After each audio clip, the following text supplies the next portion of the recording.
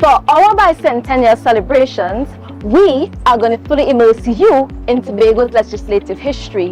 We are going to show you the importance of understanding oneself for the present and future development of our people. And for us, it all starts here. The celebration starts today, April 23. This marks the day that Governor F.P. Robinson laid the foundation stone for construction of the in Tobago's and reintroduce the bills in Parliament. Thursday, May 22nd, 2025, the first sitting of the 2021 to 2025 session of the Tobago House of Assembly will kick off at 1:30 p.m. We have reports, members' questions, responses, and a heated debate. As usual, you can come in person or tune in online. Either way, don't miss it.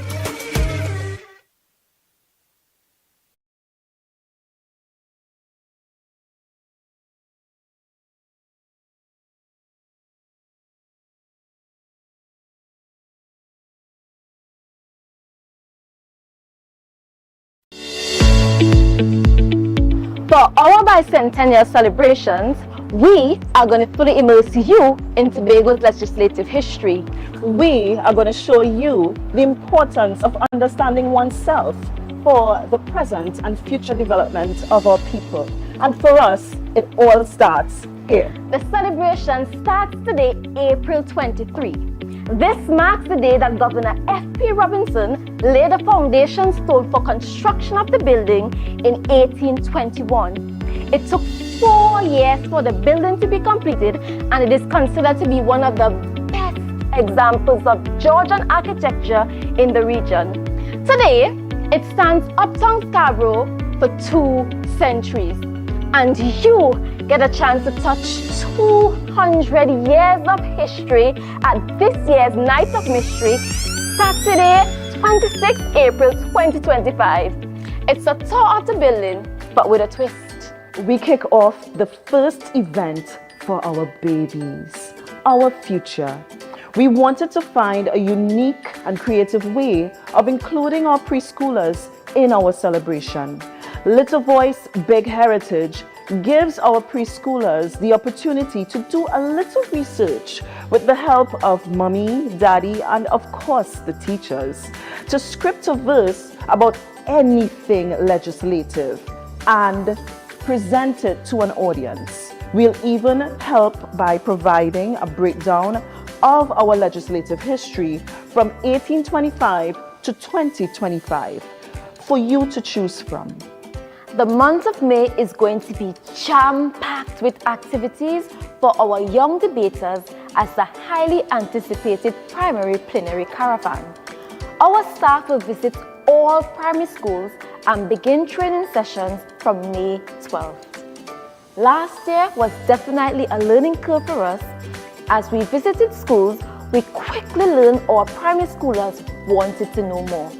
And in an effort to fulfill our mandate of engaging and educating at all levels, we have decided to include their voices in the much talked about autonomy discussions. What will be presented? We just have to wait and see when these primary school students take over the house to hold their debate on Thursday, June 12, 2025. Listen, we have a full calendar of events on our website. If you scan this code, it will take you straight to all the dates. There's our weekly web series on myths and memories. We tell the stories you love and easy to remember for you to share with your friends and family starting in May. If you want a deep dive into what really happens in Tobago and not what's just in the books you've read, you'll want to be a part of our panel discussion. Tobago historians, former assemblymen, youth debaters will engage in thought-provoking discourse. Look out for This Is Us, Legacy Cultural Celebrations. During the Tobago Heritage Festival, we would show how Tobago's legislature affected people's lives. People were restricted from becoming members of the Assembly legislature. But with the number of landed Tobagonians, things started to change. Find out more at our Tobago Heritage Festival presentation in July. The Assembly building housed a critical part of our island's history.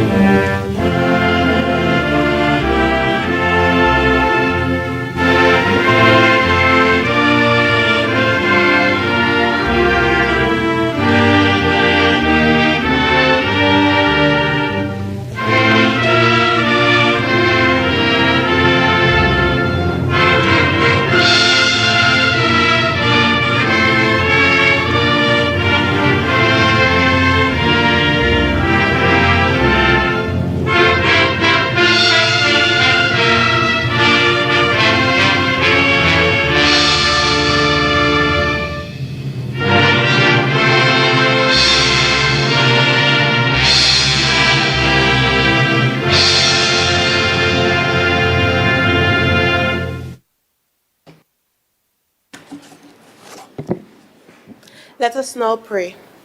O Almighty God, as we have come together to begin our meeting of the Assembly, we humbly beseech you to grant to all our members the light and guidance of your Holy Spirit, that we may wisely take counsel together and come to such decisions as shall promote your glory and the well-being of all our citizens in this our land, so that peace and happiness, truth and justice may be enjoyed by all people. Grant this for the sake of Jesus Christ our Lord. Amen. Good afternoon, everyone. You may be seated.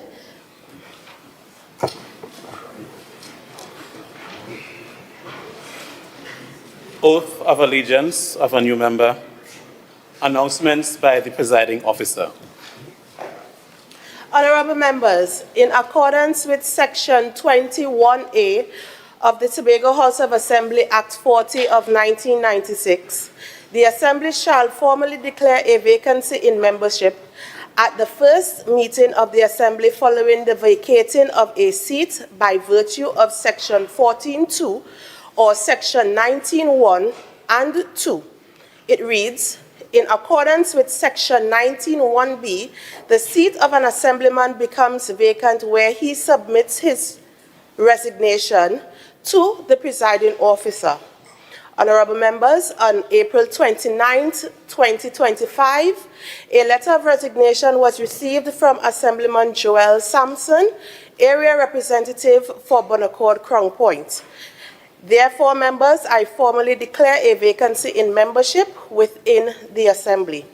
Her Excellency Christine Carla Kangaloo, ORTT, President of the Republic of Trinidad and Tobago, was officially informed in writing of the vacancy within the Assembly on May 6, 2025, by the clerk in accordance with Section 23. Additionally, this vacancy shall not be filled, nor a by-election be conducted in accordance with Section 21.3 of the Tobago House of Assembly Act 40 of 1996. However, due to Assemblyman Sampson's resignation, there is a vacancy within the Public Accounts Committee, and it would subsequently be filled by Assemblyman Megan Morrison. Honorable members, I have not received received any leave of absence for today's sitting. Assembly bills sent back from Cabinet. Assembly laws brought back from Parliament. Petitions, papers. Secretary of Finance, Trade and the Economy. Good afternoon, Madam Presiding Officer. I stand to lay the monthly budget report for the month of February 2025.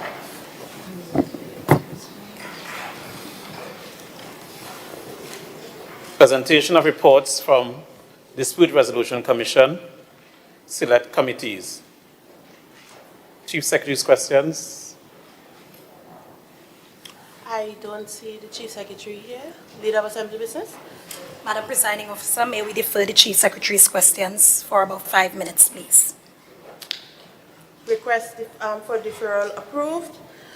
Clerk. Questions to secretaries. Questions for oral answer.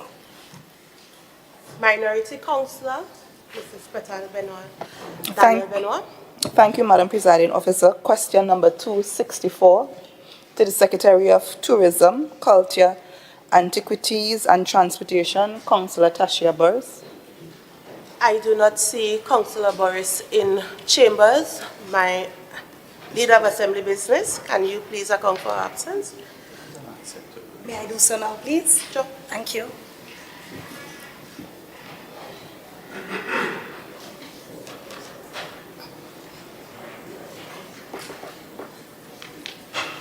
We would move on to the next question posed by Minority Councillor Mrs. Petal Daniel Benoit. Thank you, Madam Presiding Officer. Question number 267 to the Secretary of Food Security, Natural Resources and the Environment and the Sustainable Development, Assemblyman Natisha Charles Panton. Assemblyman Natisha Charles Panton. Thank you, Madam Presiding Officer. As it relates to the Tobago Agritech Technology Services Limited, can the Secretary provide a list of positions along with the terms of engagement for each position of the Tobago Agritech Services Limited and an outline of the hiring process for each position?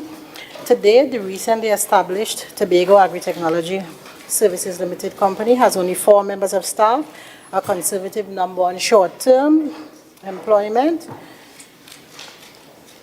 until an HR consultant has completed the report on the recommended organizational structure. On staff, a BOA 2, Business Operations Assistant 2 at $8,000, Business Operations 1 at $5,500, Research Officer $9,681, and Customer Service Representative $5,100.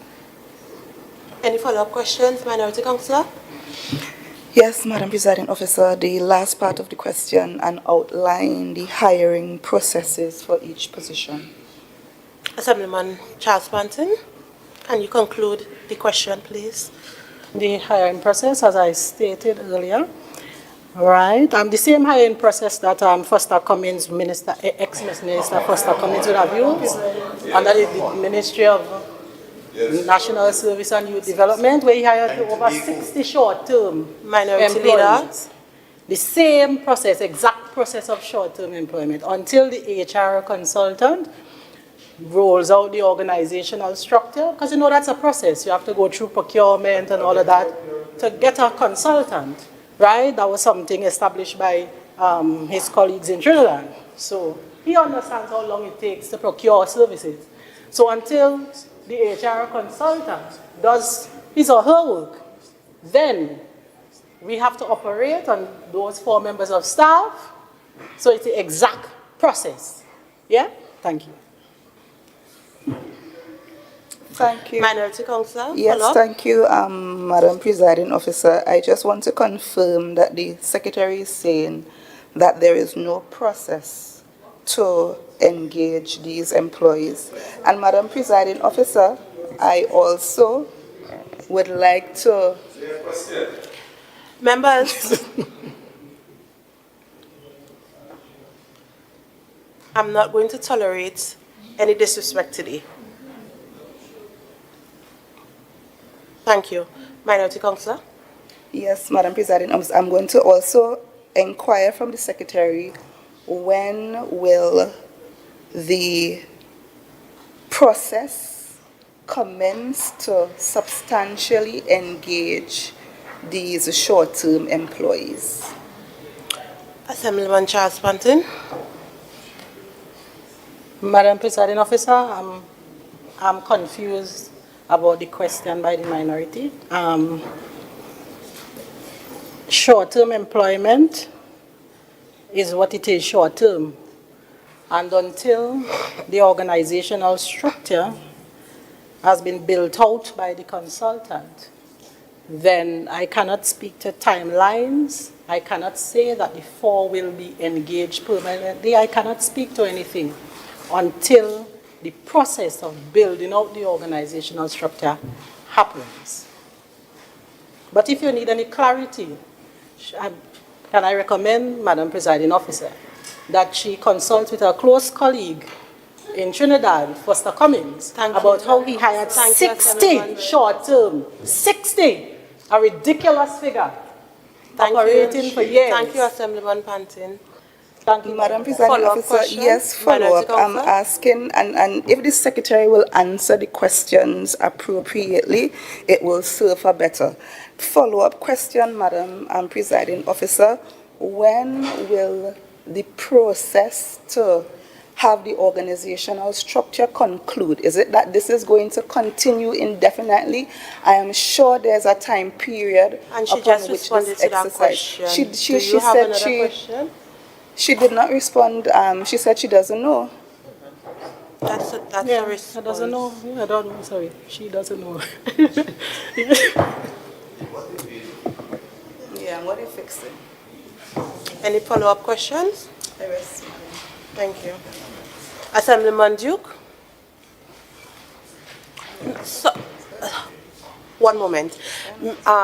Leader of Assembly Business, you were to report on the status of Councillor Boris. She is indisposed at the moment, Madam Presiding Officer. Would she be attending today's sitting? Yes, Madam Presiding Officer. We will defer. Would she be attending within? She said she sent an email to you, Madam Presiding Officer. Clerk, did you receive any email? No? Let's check. Thank you, Leader of Assembly Business. We are going to defer question 2. Madam Presiding Officer, the next sitting, we don't have the opportunity to ask questions. This will mean that questions now on the order paper deferred. What do you mean by the over next question? The next sitting, you The next sitting we deal with the budget, and then we go into recess, and then we come back in September. This is unacceptable. Thank you, Minority Leader.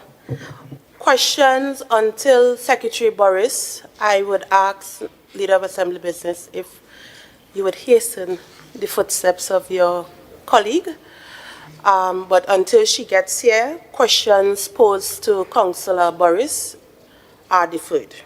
That would also mean question 268 in Mr. Assemblyman Duke's name. Yes? Moving on to question 269, Minority Leader. Question 269 to the Secretary of Infrastructure, Quarries and Urban Development, Assemblyman Trevor James. Assemblyman James. Thank you, Madam Presiding Officer.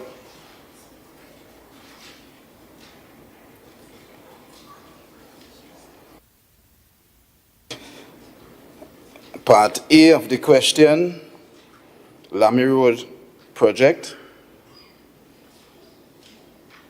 Payments made to date, $3 million VAT inclusive.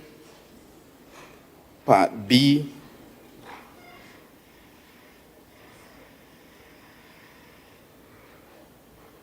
can the Secretary provide a detailed breakdown of each payment made, including the specific amounts paid to date, the dates on which they were paid? So, Lamy Road, $3 million was paid on the 30th of September 2024. Shervan to Storby Local Road, $32,541,593.59 was paid on the 27th of December 2024. Dodgeford to Smithfield Connector, there were 3 payments, total payments to date, $480,000 and $61.00. First payment was made on the 12th of June to a value of $9,740,030.55. Second payment was made on the 29th of September 2023 in $367,000. And the third payment on the 28th of May 2024, $8,373,030.55. On the Milford to Pigeon Point Connector Road, there have been no payments to date. Follow-up, Minority Leader. Thank you, Madam Presiding Officer. Having received in this House a commitment from the Chief Secretary that no payment will be made to these contractors with respect to these contracts before works are completed and 9 months thereafter, can the Secretary explain what has caused this about change? Because this was a commitment given to the people of Tobago in this honorable chamber. Assemblyman James. Madam Presiding Officer, I can't contemplate speaking on behalf of the Chief Secretary. However, Dutchford to Smithfield was in fact paid after the project was finished. If you are listening to the dates, the first payment was on the 12th of June 2023, and the final payment was on the 20th of May 2024. The Lamy Road project, the project value is $22 million plus. There were some commercial issues on the project requiring changes to certain terms of condition. That led to $3 million being paid to date. The project, as far as I'm told, is 91% complete. On the Shervan-Storbay local road, the public and the minority leader is aware of many hurdles we have encountered on the project, requiring us to amend certain clauses of the contract. To date, the project is 90% complete, and the payment made to date is $32 million, as I've stated before, plus dollars. Follow-up, Minority. Madam Presiding Officer, having given the justification for omitting Tobago contractors from these projects as to the fact that they were build, design, finance, meaning these contractors were supposed to bring their Question, funds. Minority. The question is, the question therefore is, did they mislead the people of Tobago in telling the people of Tobago that they had engaged in build, design, and finance, which by FIDIC rules means that the payment comes after the completion? Minority. Did they mislead the people of Tobago when they said they were embarking on build, design, finance contracts? Because what he just explained is not build, design, finance. Assemblyman James. If I listen to that rant, the only question I heard is whether we misled the public. The answer to that is no. Follow-up, Minority. Is the Secretary prepared to take responsibility for the destruction of the construction sector by way of these contracts in Tobago? Because he said when you advance the cause of others outside of Tobago, what you are in fact doing is building an economy outside of Tobago. And if in this situation... Minority, I would ask you to rephrase that question. So the question is simple. Will this Secretary take responsibility for building an economy outside of Tobago? Assemblyman James. Madam Presiding Officer,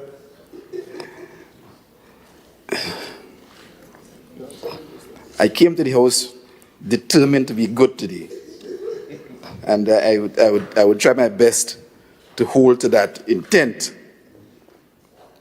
However, the responsibility for the destruction of the economy of Tobago lies squarely in the hands of those who led the Assembly for the last 21 years before.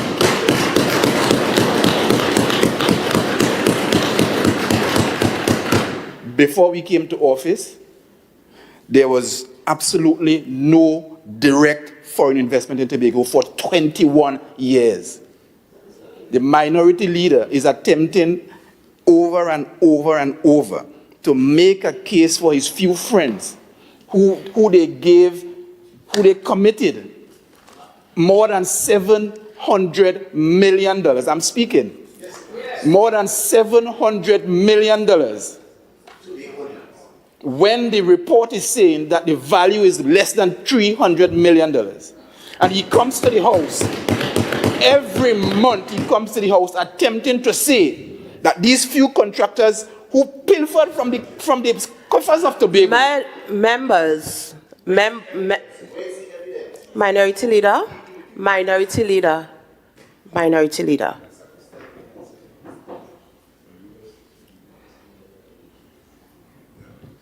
You asked a question.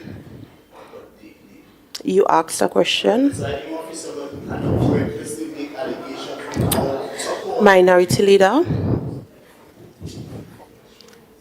You asked a question.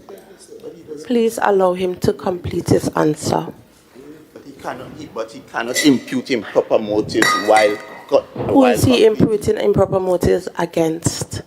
He's claiming that the PNM, of which I'm a part of, pilfered on the people... Minority leader.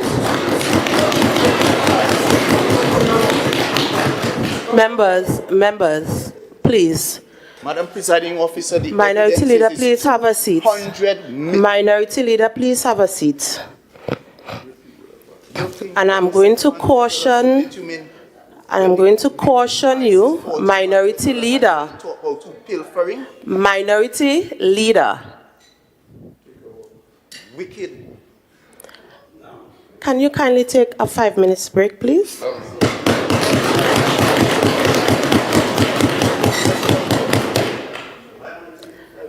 Kindly take a 5-minute break, please. I will ask you to step outside.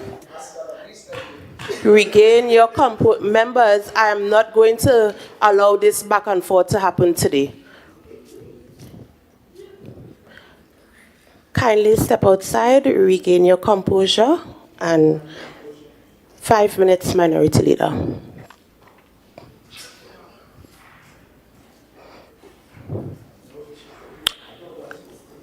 Minority leader, 5 minutes outside of this chamber, please. Minority leader, this is the last time I'm speaking to you. 5 minutes outside of the chamber, please.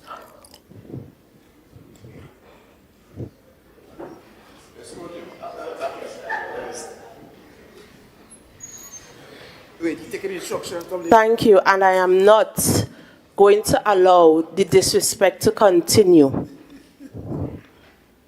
There are protocols to this house, and I'm sure that everybody is aware of it. Please follow the protocols and be guided by the standing orders of this house.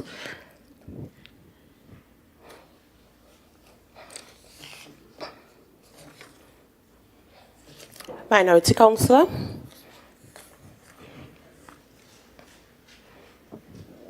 Thank you, Madam Presiding Officer. Question number 276 to the Secretary of Food Security, Natural Resources, the Environment and Sustainable Development, Assemblyman Natisha Charles-Pantin. Assemblyman Natisha Charles-Pantin. It relates to the Harvest at James Park initiative held on Friday, 28 March 2025. Can the Secretary confirm the following? Was this event a THA-related event or was it a private event? If it was a THA-related event, what was the cost of the event? And if it was a private event, was any financial support given by the THA? If yes, what was the contribution to the THA? Madam Presiding Officer, my grandmother had 13 children, and she kept harvest without taxpayers' money. My parents, my deceased father, kept harvest. Everybody knew my parents kept harvest in Mason Hall. And they did so without taxpayers' money. So as far as I'm concerned, I have no questions to answer here because taxpayers' money was not used. Thank you, Madam President. Minority Councillor. asked if it was a THA.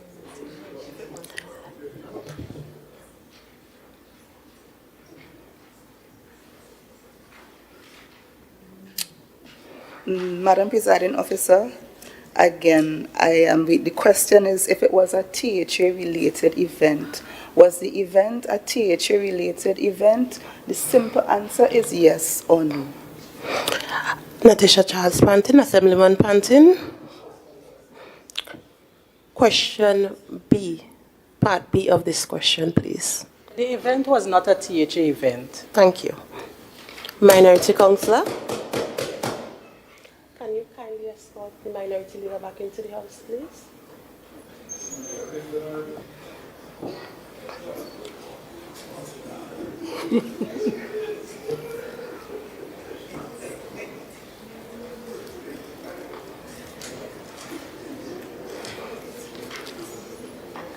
Minority Leader, question 277.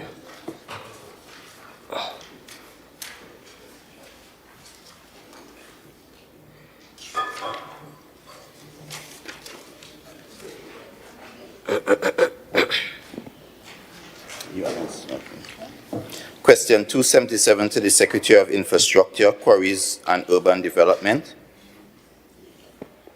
Assemblyman Trevor James, question 277.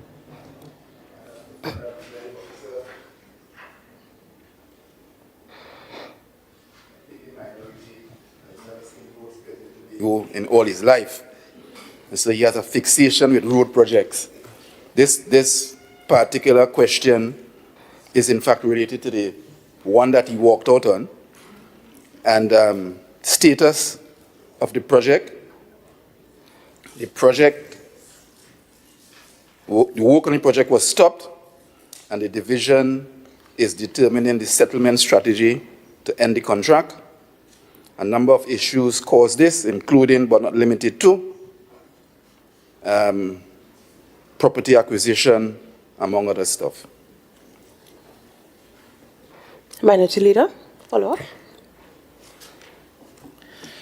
Can the Secretary explain to us the procurement process that got us to this destructive path, where the work has to be stopped and incomplete after 4 years, 3.5 years?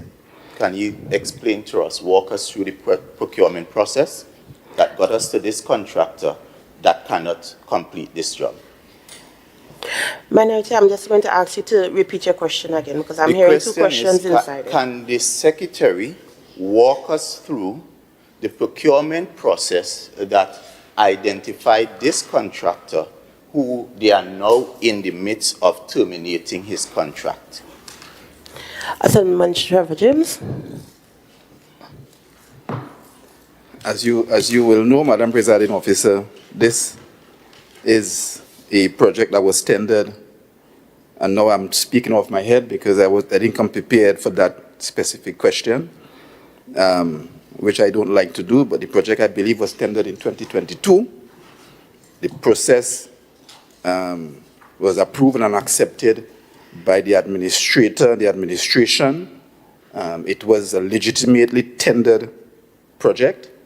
It was a design, build, finance modality, and out of an appraisal process, this contractor was selected. Follow-up, Minority. How many, specific to this contract, how many contractors, companies participated in this specific process and project? How many contractors would have submitted bids, etc.? Assemblyman James. Madam Presiding Officer, I'll have to come back to the House with that answer to that question. I really do not remember. I will ask that you submit that in writing to the minority's office on or before the next sitting of the House. As you order, Madam Presiding Officer. Minority Leader, follow-up question. Final one. Given that this road was deemed an emergency, is the Secretary now confirming it is no longer an emergency after 3.5 years? Assemblyman James.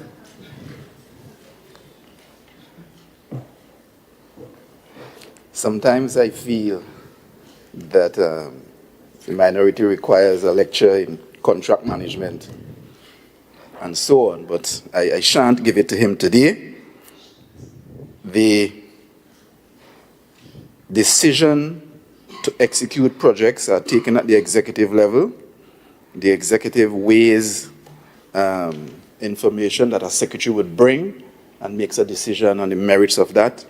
And at the time, in fact, we were, if I remember correctly, we were building out our first, most successful ever Tobago Carnival that has proven to be the fillip, if that is the word, to the growth of the economy in Tobago. And it was deemed necessary to have additional egress and exit routes out of Canaan, Bonaccord, Crown Point to provide access to Pigeon Point, given that at the time jazz and other festivities were being held at Pigeon Point, and it was a HSE hazard with one route in and out, and the vision was to take that road from, where is that, Center Street, I believe, all the way down into Pigeon Point to provide connectivity, access and egress to Pigeon Point, access and egress to Mount Pleasant Development, additional access and egress to Milford Court. That was the intent behind the road, and that vision was executed by the division. It's unfortunate that the contract is at the stage that it is, but I'm happy to say that we have expended $0 on this project. As previously stated, questions posed to Councillor Boris are deferred to the next sitting. I haven't seen her as yet. We would then go back to Chief Secretary's question. We now have the Chief Secretary here with us. Minority Leader, question 1. Seems like everybody is doing what they want in this house. Of the 44 projects identified for implementation in this fiscal year, how many have been completed to date, and what percentage are currently underway or delayed? Chief Secretary. Thank you, Madam Presiding Officer. To date, 5 are completed. All the others are underway, with 85% of those already past the contract stage, and there is only one of the 44 that has been changed from the original listing. Greater details will come in the budget debate in June. Question 2, Minority Leader. With respect to the recent court judgment awarding payment to NASVIC Contractors Limited, has the THA complied with the order and made the necessary payment? If not, what is the timeline for settlement? Chief Secretary. Thank you, Madam Presiding Officer. The Tobago House of Assembly was paying NASVIC prior to the judgment, was paying NASVIC during the court case that we did not know about, and have paid NASVIC post the court case. All payments are not yet complete, and payments will be made as funds are available. There is no set timeline. Question 3, Minority Leader. What is the THA's current liability to contractors in terms of outstanding payments, and what structured plan, including timeline, exists for settling these obligations? Chief Secretary. Thank you, Madam Presiding Officer. Upon assuming office, this administration inherited from the PNM a debt, and this is only on the development side, capital development side, $901,076,321.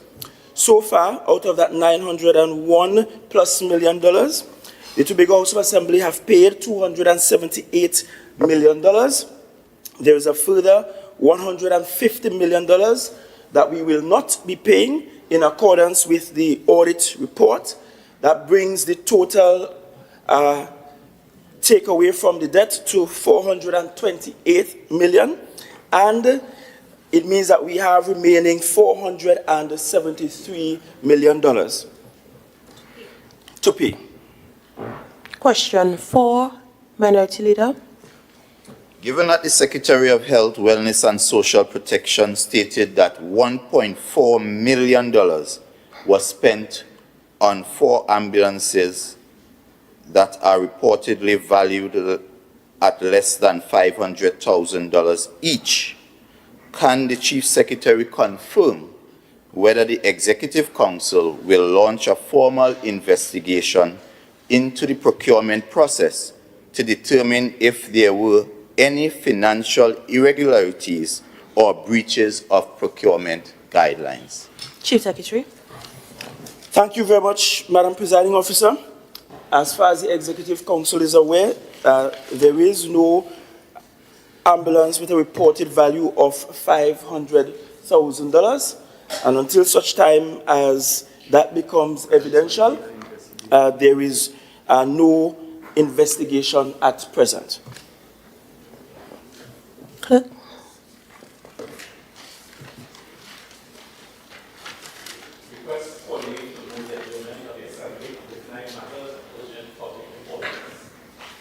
Statements by secretaries or assistant secretaries. Personal explanation. Adoption of bills. Motions relating to the business or sittings of the Assembly and moved by a secretary or assistant secretary. Public business. Motion. Chief Secretary, Assemblyman Farley Chavez Augustine, you may now move your motion.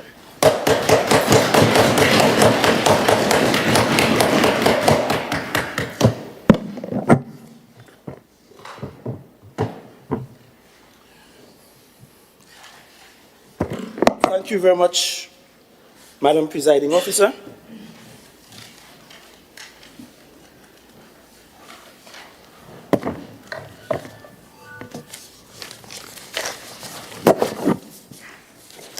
Before you begin, Chief Secretary, allow me to address members in the gallery.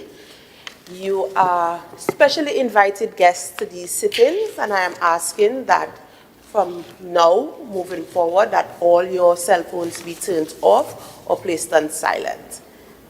Should you not comply, you will be asked to leave. Thank you. You may continue. Thank you very much, Madam Presiding Officer. I wish to thank you, Madam Presiding Officer, to present this motion standing in my name. The motion reads as follows. The Tobago House of Assembly, whereas the Tobago House of Assembly is assigned responsibility for key areas under the 5th Schedule of Act 40 of 1996, and whereas limitations in legislative authority, regulatory control, and financing continue to affect the Tobago House of Assembly's ability to fully execute these responsibilities, and whereas since 1977, following the parliamentary motion moved by the Honorable A.N.R. Robinson calling for internal self-government, the people of Tobago have consistently pursued greater autonomy to manage their own affairs more effectively. And whereas the newly elected government of the Republic of Trinidad and Tobago has pledged improved collaboration with the Tobago House of Assembly, be it resolved, this Assembly welcomes that commitment and signals its readiness to work with the government to advance Tobago's development, and be it further resolved that the government, through the Attorney General and the Chief Parliamentary Council, work with the Tobago House of Assembly to expand its legislative and regulatory authority over key areas in the 5th Schedule and to draft the necessary legal amendments in collaboration with the Tobago House of Assembly's legal team, and be it further resolved that the government review all previous versions of the autonomy bills with input from the Tobago House of Assembly, identify areas of consensus and refinement, and reintroduce the bills in Parliament at the shortest possible period, and be it further resolved that the Chief Secretary transmits this motion and a supporting policy paper to the Prime Minister at the earliest opportunity following its passage. Madam Presiding Officer, I recognize that in this space, what is supposed to be a very simple motion is somehow troubling to a few. So I wish to take my time today to go through with some measure of detail and calmness what is the intent of the motion and what we hope to achieve post the passage of this motion. This motion essentially speaks to the expansion of legislative and regulatory authority for the Tobago House of Assembly. We acknowledge, even now, as we are having this motion, the work of so many others who went before me and went before all of us in this House. Of course, long before there was Robinson, there was Bigat, and thanks to Bigat, this year we'll be celebrating 100 years of the country's first government-assisted Tobago's first government-assisted school and the country's first co-educational school. Because Bigat had to go to Trinidad to make some noise and to say, look, Tobago is being treated indifferently. Tobago is being treated as an outcast.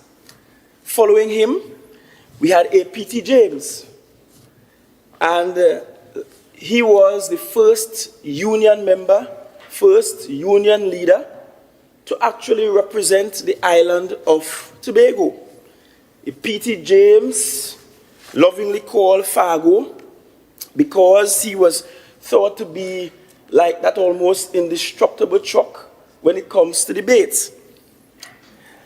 Then we had in 1977, Tobago making a bold revolutionary step in getting rid of the PNM and voting for one A.N.R. Robinson and Mr. Winston Murray, later on Dr. Winston Murray.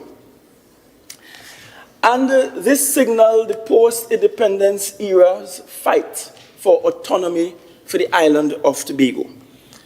In 1977, too, in a parliament where they stood alone, where they were the minority of the minority, they were able to get for the people of Tobago, for the first time, the reintroduction of the Tobago House of Assembly through Act 37 of 1980. Their motion gave way to a committee of parliament that later produced the Simongal draft, 1978 to 79. And while Simongal's draft was quite progressive, and while Simongal was a member of the PNM in the parliament, Simongal's draft was too progressive for Dr. Eric Williams that did not value the people, who did not value the people of Tobago. We have had, since then, the likes of Pamela Nicholson, who, along with A.N.R. Robinson during the 17-17-2 arrangement, getting for us what we now have, which is Act 40 of 1996, that expanded the authority and the legislative framework governing the Tobago House of Assembly.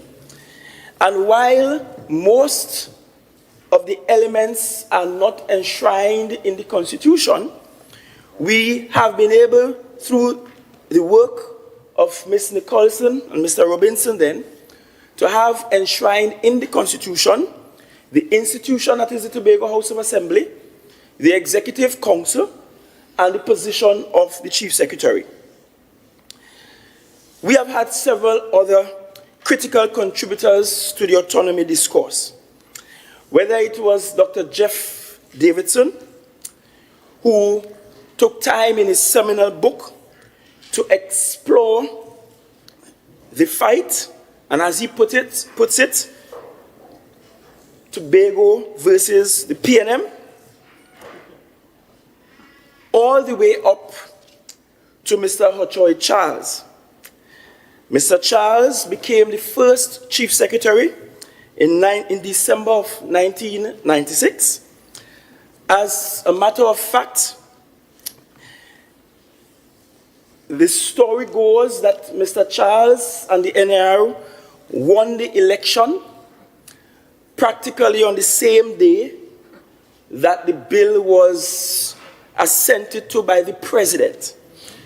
And therefore, he had the work of building up the infrastructure that we have today, called the Tobago House of Assembly. Following him, it will be remiss of me not to mention that also in this fight included the work of former Chief Secretary Mr. Orville London, who must be given credit for having the most extensive public consultations on the issue of Tobago autonomy. And though many in the legal fraternity felt that the Tobago House of Assembly had no authority in law to pass a bill that sought to abridge the Constitution and to then send that down to Parliament, Mr. London pressed forward and in fact passed a bill which was transmitted to Parliament for Parliament to consider and to then enact laws for a new Tobago House of Assembly.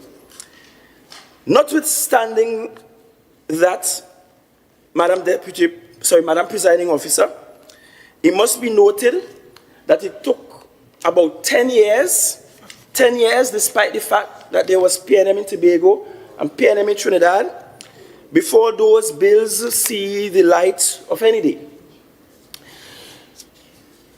If we go to the central government, in 2013, then Prime Minister Kamala Persad-Bissessar, she brought bills to the Parliament, well, a bill to the Parliament, to make major changes to the Constitution. That bill fell flat as the opposition leader and the opposition voiced their opposition to the bill and their feelings that Tobagonians weren't duly consulted. They walked out on the process. 10 years or so after that, we got in the Parliament bills being introduced by the Dr. Keith Rowley-led central government.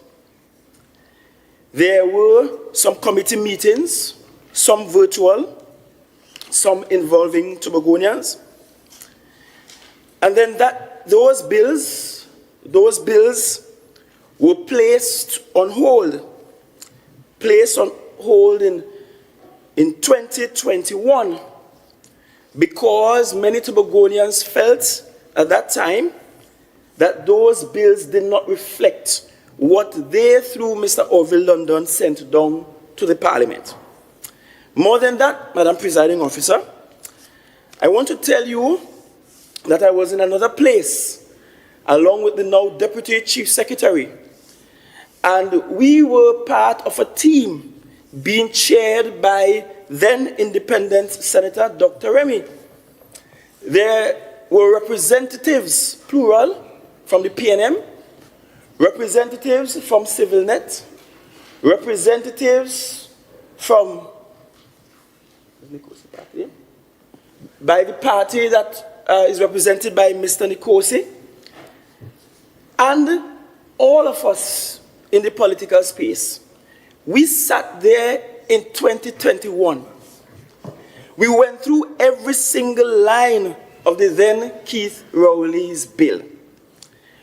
We agreed on areas where there were dissonance between Keith Rowley's bill and what the people of Tobago said they wanted. We recommended solutions that will bring those bills back in alignment with what the people of Tobago wanted. And when it was time to sign on the dotted line, the PNM representatives then said, look, we are comfortable with what's in the bill. Half a loaf is better than nothing. In other words, they were telling Tobagonians, take little and live long. Literally. But there were two brave people in the room, Mr. Hochoy Charles and myself. And we said we will write every single parliamentarian together and highlight the areas that we highlighted through that process that required fixing. That then led to the bill being postponed and a promise that there will be broader public consultation before the bills make their way back to Parliament. Fast forward to 2024. In 2024, as the former Prime Minister was rushing to have a coup in his own party, rushing to prepare for an election, rushing to usher in his 1% friend to be head of the country, a bill or the bills were reintroduced again, even without the promised public consultations from 2021. And again, I had to remind the Prime Minister and remind the Parliament that there were elements of those bills that the people of Tobago did not want. And so an aid memoir was sent. Madam Presiding Officer, we are here because when this country got started, the truth is Tobago was not considered. We should not be at this place. When this country was started, and perhaps I should share with you as I dug into my archives what the sentiment was when this country was being started. That will explain why we are still here. And if we go to our then major or lone newspaper in 1962, on the 30th of August, it was a Thursday, the headline says, Trinidad set for independence. This is the day before. So Trinidad is set for independence. Not Trinidad and Tobago, Trinidad set for independence. And then when we look on the day of independence, on August 31st, it says, Trinidad now becomes a nation. Trinidad, not Trinidad and Tobago. This is important. It is important because when our people, and I'm saying our people, using that phrase loosely, went to represent this country in London, at Westminster, to make arrangements for our independence, Tobago was not considered an important enough voice to be in that room. But I'm not surprised, because that has been the underpinning philosophy of the PNM for all of these years. That they must lead, they and they alone must lead, and when they lead, Tobago must not be considered an equal, because in their mind, Tobago is still very much a ward of Trinidad. And so we are here today with a simple motion, yet again, appealing to a new government in Port of Spain, saying to the new government in Port of Spain that this historical injustice is still outstanding, and we have to do something about it. I will not rest, whether I am Chief Secretary or whether I'm ordinary citizen Farley, I will not rest until Tobago gets its autonomy. Because, Madam Presiding Officer, I am resolute in my mind that my daughter must not have the same fight I have. In this house, most members here are under the age of 50. Most of the members here are under the age of 50. And yet, we find ourselves in the same fight.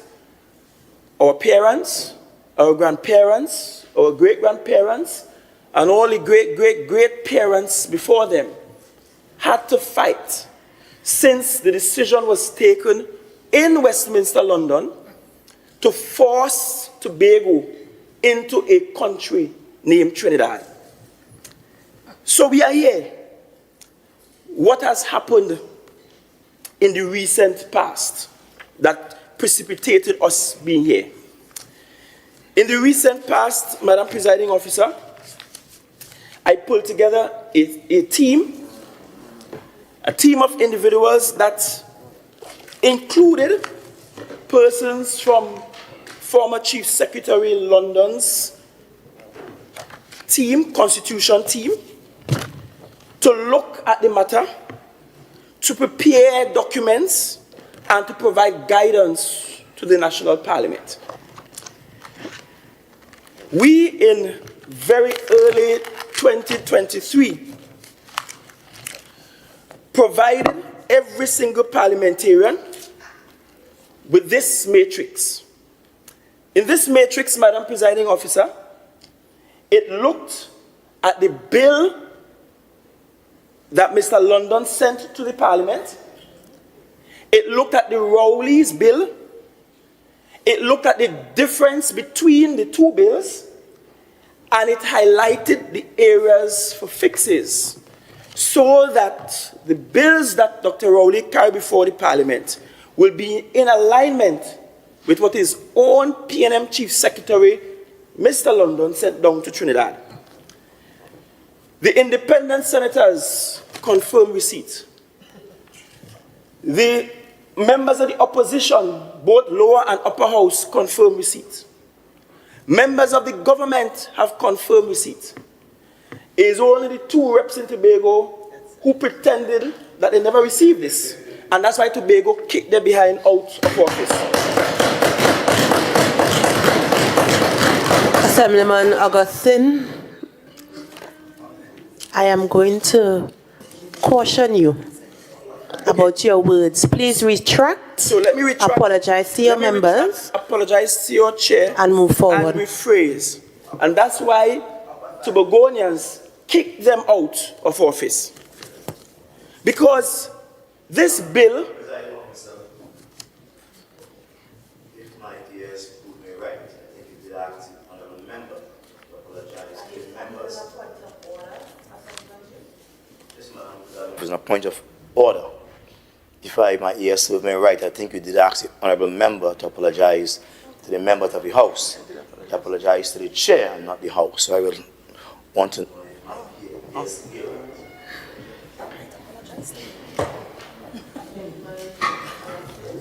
Thank you very much, Madam Presiding Officer.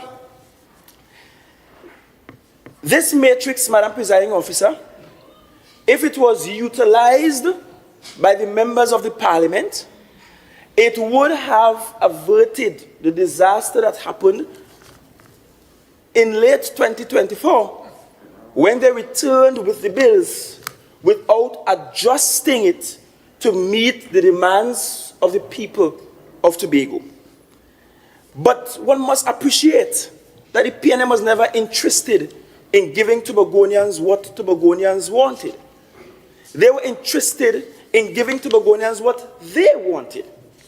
I can recall having heated arguments with the then AG, Alwari, the then Minister of Agriculture,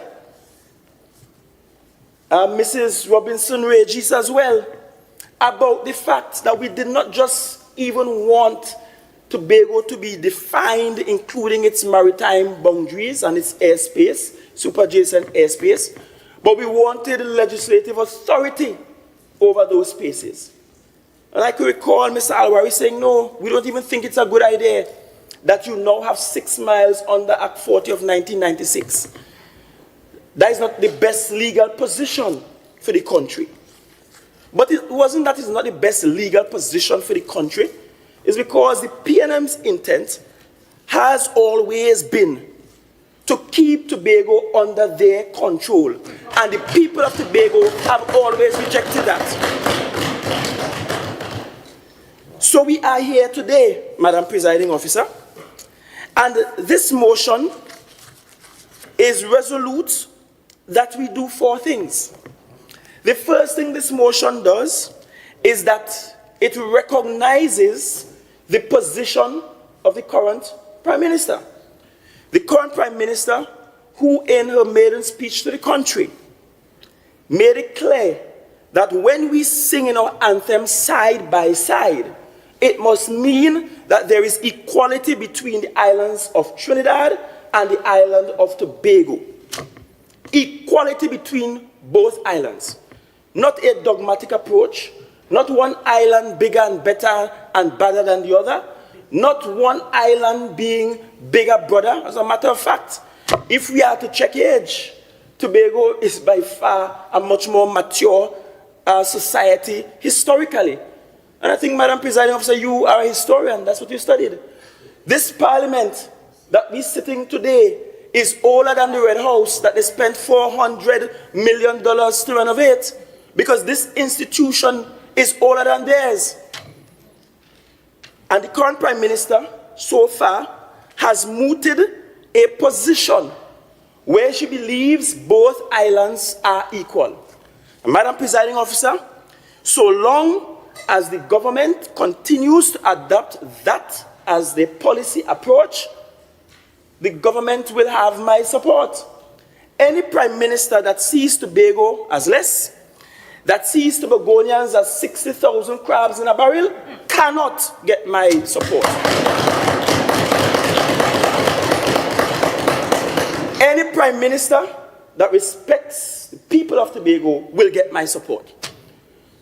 I am on record as saying that Kamla's 2013 bill was flawed, and her approach then was flawed.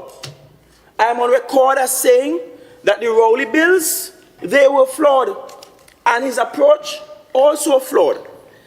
And so this motion hopes that Mrs. Prasad Bissessa have learned from her 2013 experience, and that she is going to approach this with 2 different lenses. That's the first resolution, recognizing that the current Prime Minister has adopted an approach where she's saying both islands are equal. The second resolution says, Madam Presiding Officer, that the government through the Attorney General and the Chief Parliamentary Council work with the Tobago House of Assembly to expand its legislative and regulatory authority over key areas in the 5th schedule and to draft the necessary legal amendments in collaboration with the THA's legal team. This second resolution is simple. We, at this moment, have Act 40 of 1996. That is what we have for the foreseeable future. We don't know how long it will take for us to get to the place where a new bill or new bills are reintroduced to the Parliament. We can't, in this House, set that timeline. Only the National Parliament can set such a timeline based on their legislative agenda.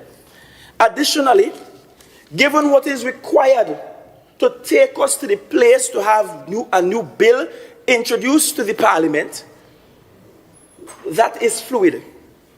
To have new bills introduced to the Parliament, it means, Madam Presiding Officer, that firstly the government have to review all the previous bills that went before the Parliament.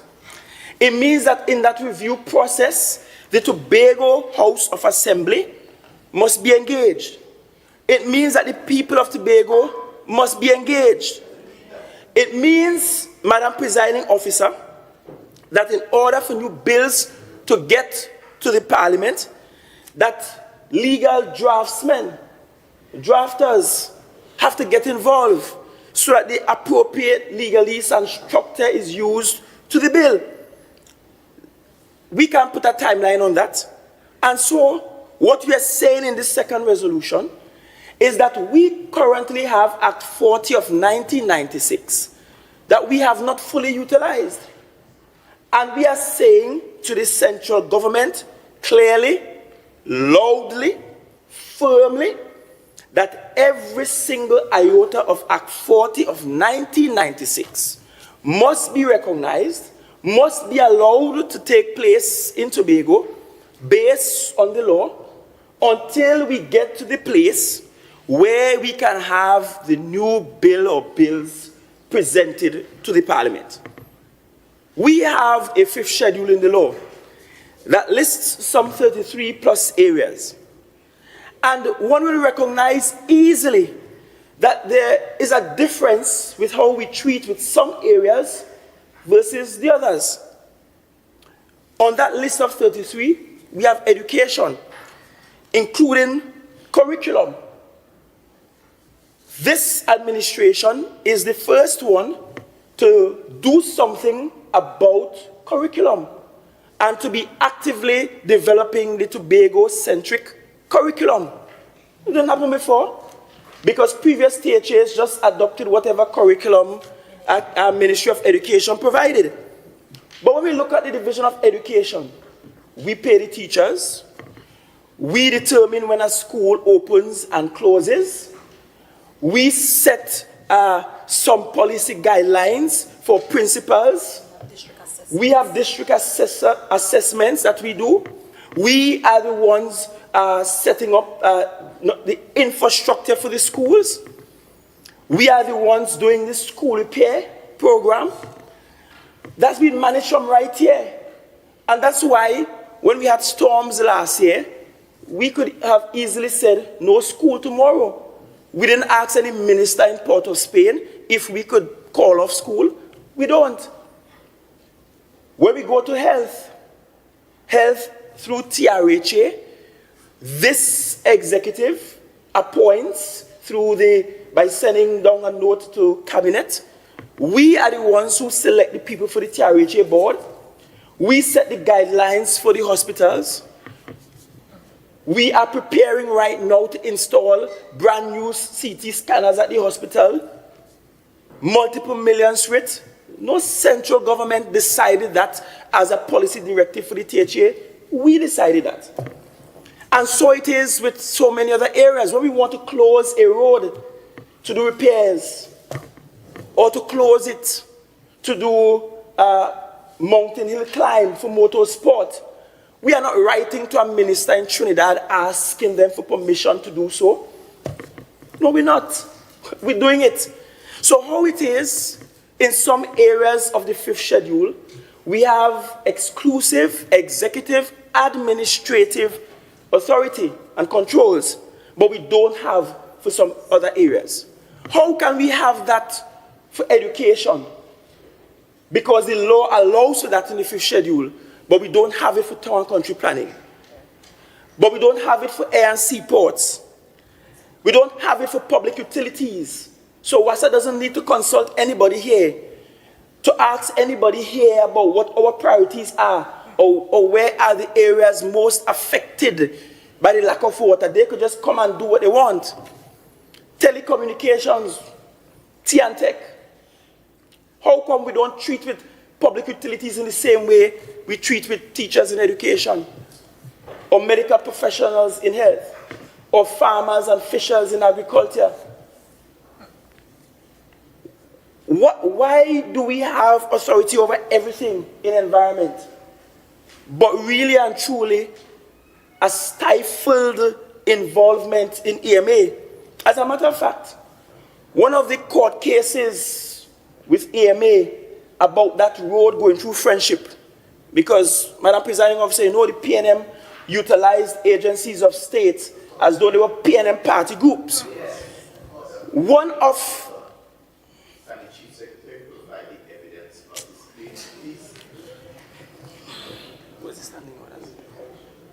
Members, I would ask that you remember when interrupting A member, how you go ahead to proceed with that? If you're standing on a point of order, you need to indicate that. And also the member has to give way. Right? Continue, please. Thank you, Madam Presiding Officer. You see, truth hurts. But in that court case, Madam Presiding Officer, Justice Sipasal, you know what he pointed out? He said, yes, I see where you should be executing the thing, but you don't have an agency. And because you don't have an agency, we have to rely on where there is one. So in other words, the court was beginning to recognize that, look, you're supposed to have your own agency.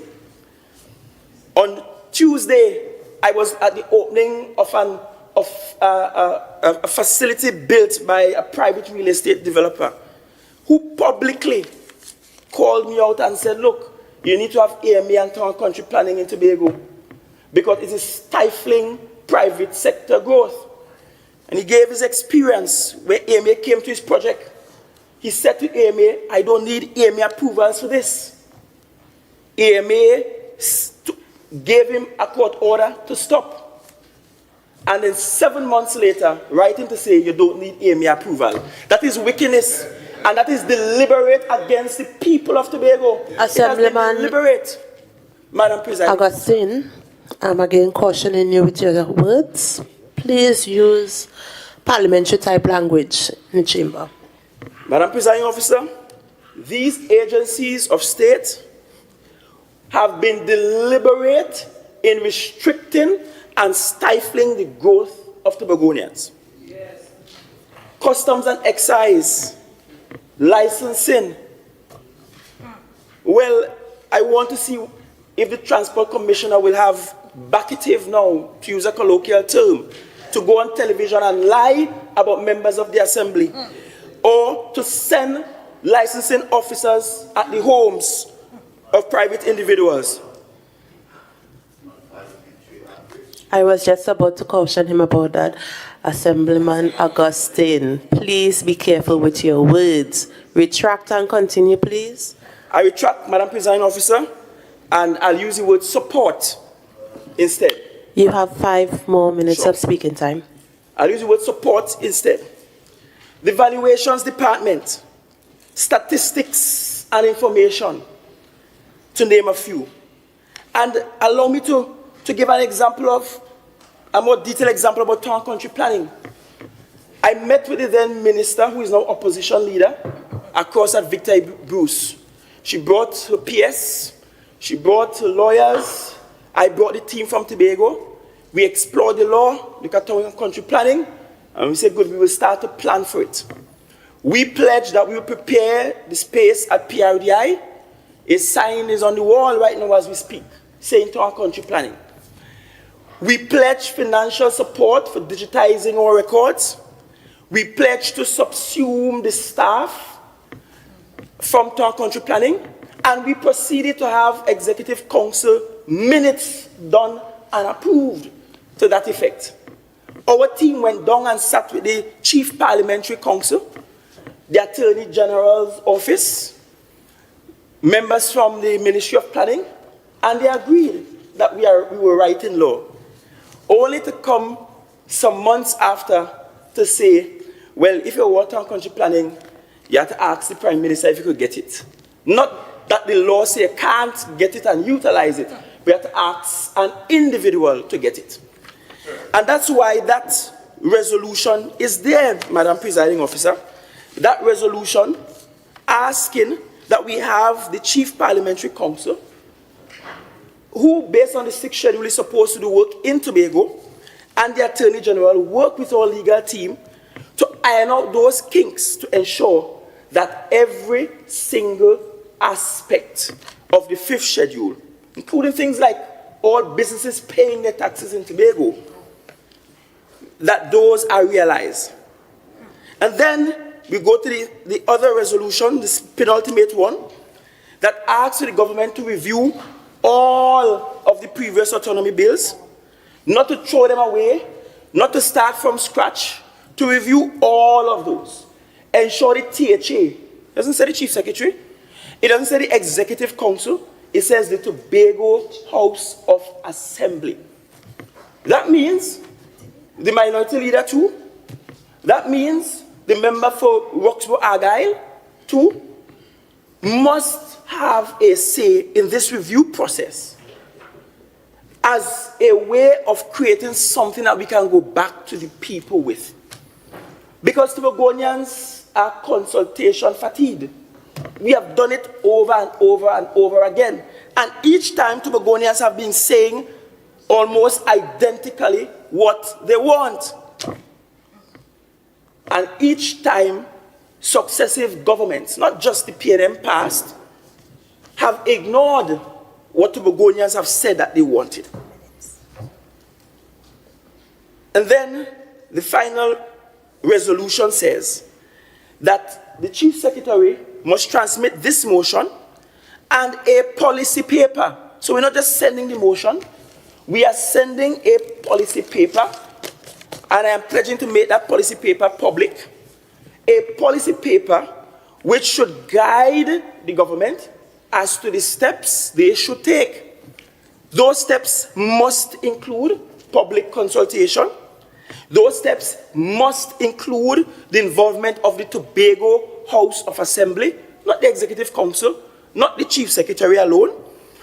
Those steps must ensure that those bills that are there, whether it's the bills sent down by Mr. London, the Keith Rowley bills, that those bills must be reviewed and taken into consideration. Because I'm a firm believer, Madam Presiding Officer, that nobody in this room have any authority to change what the people of Tobago said they wanted. None. Or to omit. Nobody in this room has done, no one in this room has done extensive consultations. None. And so we may have individual ideas as to how we think this thing should work. But ultimately, what we should rely on should be what the people of Tobago said they want. And as far as I am concerned, the Orville bills reflect that the best. And I've said publicly, let us start from there. Because that's what the people of Tobago have said that they want. And this bill, this motion, that I am moving in my name, Madam Presiding Officer, allows us to do just that. Thank you, Madam Presiding Officer.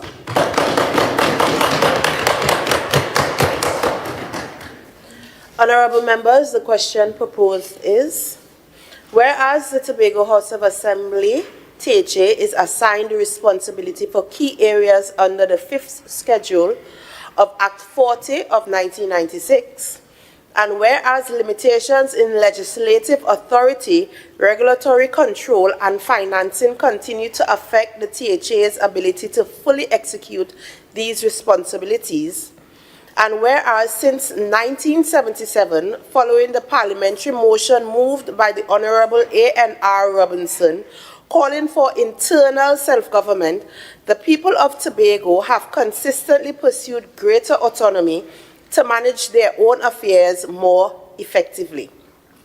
And whereas the newly elected government of the Republic of Trinidad and Tobago has pledged improved collaboration with the THA, be it resolved that this Assembly welcomes that commitment and signals its readiness to work with the government to advance Tobago's development.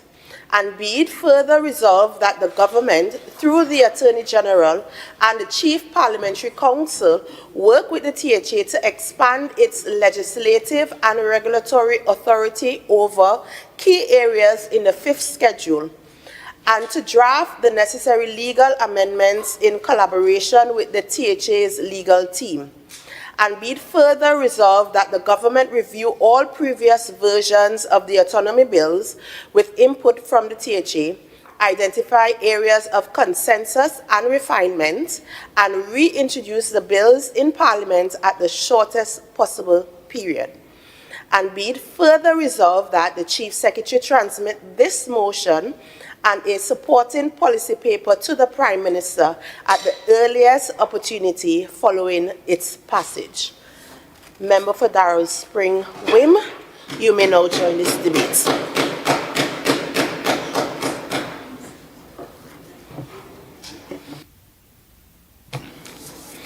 Thank you, Madam Presiding Officer. Madam Presiding Officer, I rise on Standing Order 42-6, seeking your permission. Approval granted. You may continue. Thank you, Madam Presiding Officer. Madam Presiding Officer, having listened carefully to the Honorable Chief Secretary, it is clear to me that what we are engaged here in today is little more than a process in futility. The outcome is predetermined. The Chief Secretary has already made up his mind, and he has the requisite votes to force this motion through. But I rise not because I expect to change his mind, but because I am duty-bound by the over 35,000 Tobagonians who either by casting their vote or withholding it made clear that they do not support this TPP administration or its approach to Tobago's autonomy. And so, Madam Presiding Officer, I must register my unreserved objection to this motion. Not because I oppose autonomy or the right for every Tobagonian to self-determination, but because I oppose the dangerous path this Chief Secretary has chosen to pursue. You see, Madam Presiding Officer, the right to self-determination is a fundamental right to every Tobagonian. A right that belongs to each and every one of us in here, and a right that each and every one of us deserves to have a say. Whether you live or reside in Tobago currently, in Trinidad, or in the diaspora, it is not a gift to be granted from his friends in the Philippines and South Trinidad. It is a right that must begin with we, the people of Tobago.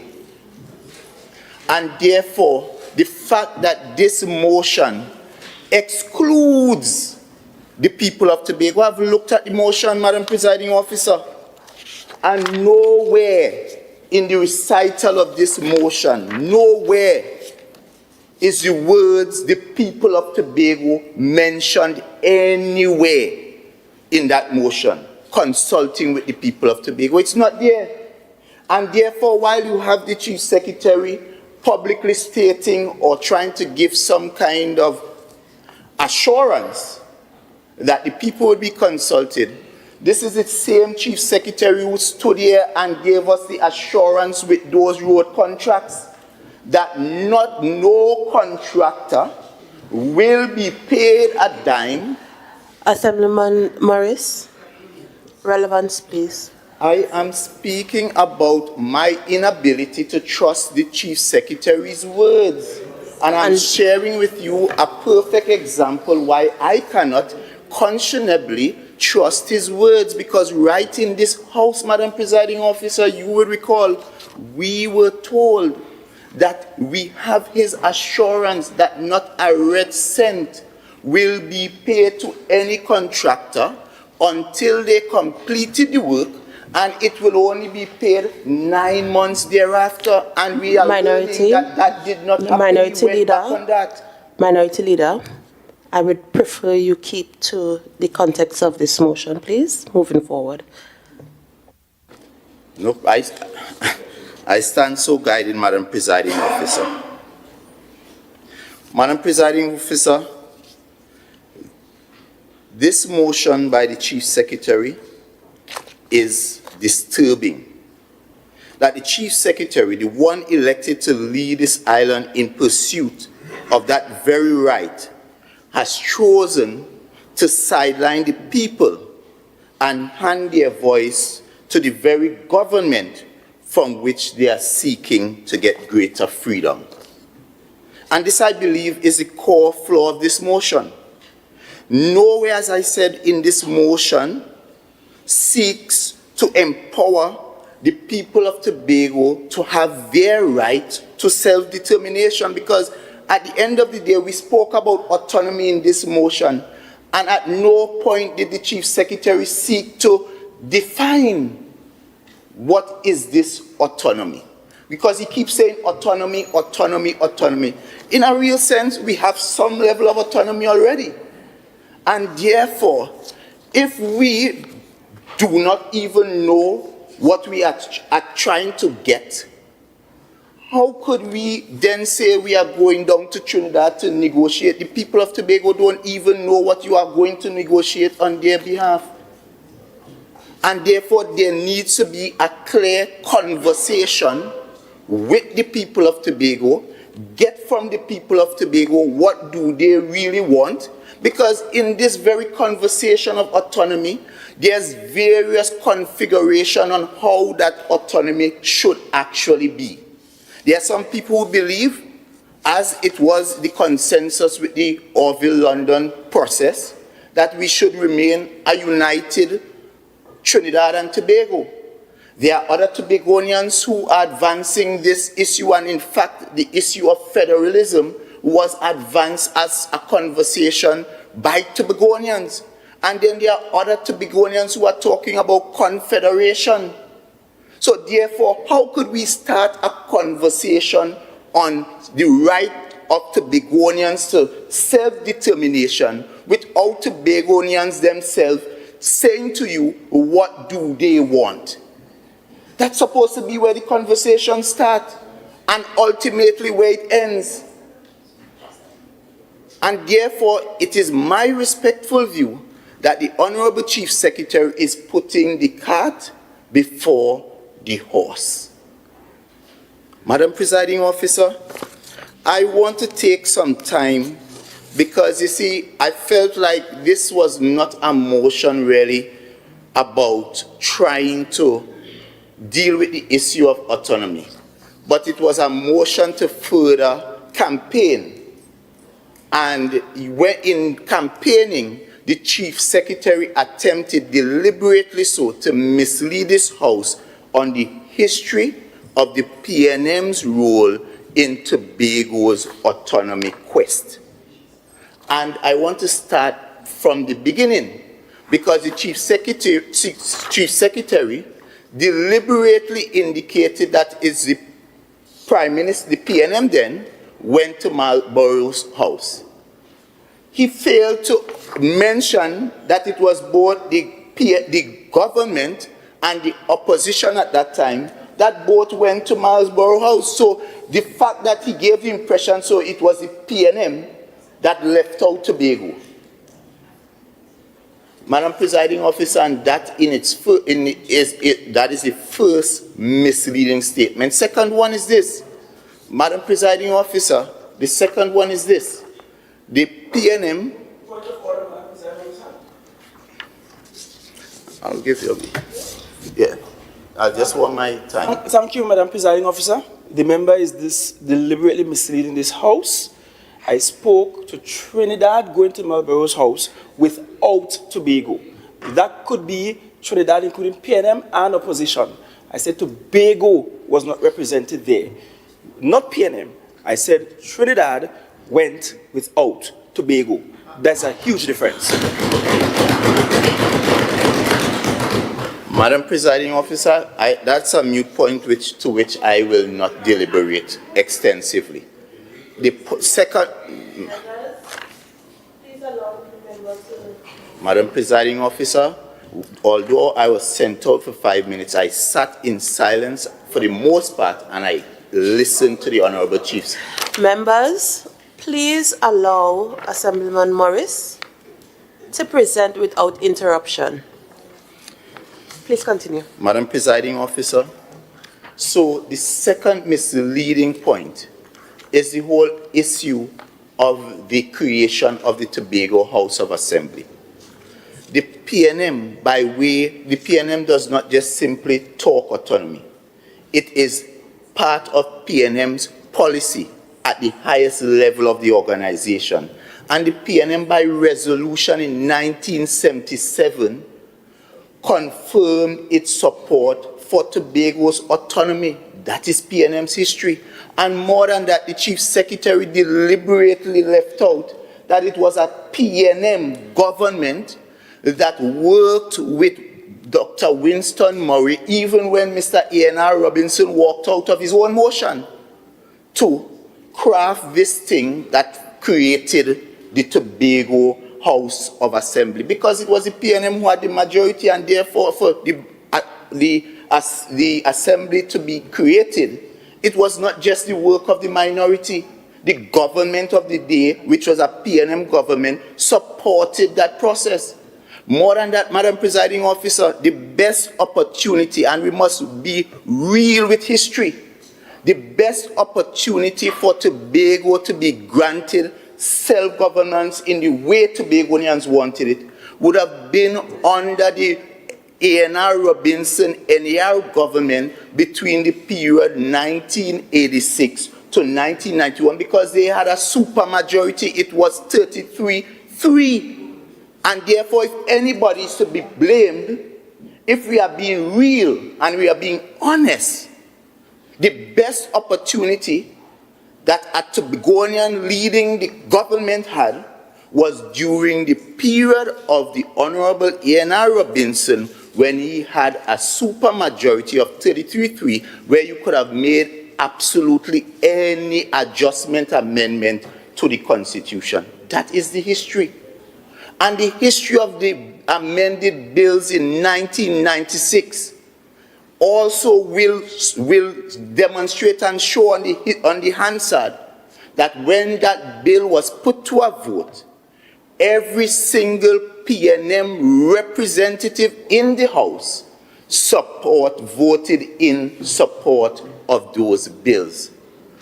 And Madam Presiding Officer, the Chief Secretary himself just admitted that the best process and perhaps the best version of an autonomy bill to be placed anywhere in the public domain is a bill that was led by a PNM Chief Secretary, Mr. Orville London. So how could you turn around after admitting that and try to create this narrative as though the PNM is against Tobago getting its autonomy? The PNM has been consistent.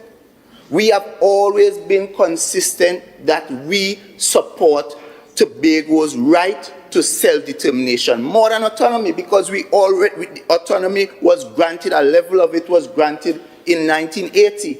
And what we are now pursuing is our right to self-determination, to determine how we want to be governed within this space called Tobago. And the only people who should have the authority to determine that are Tobagonians in this Tobago space.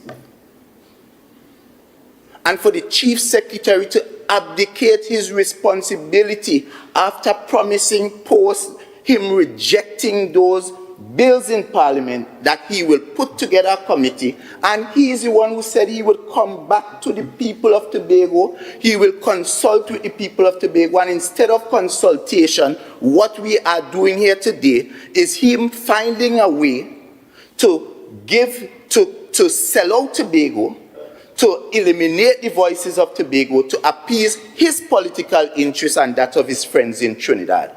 That is what we are doing here today. That is the exercise. It is not about Tobagonians. It is about the Chief Secretary fulfilling his personal ambitions.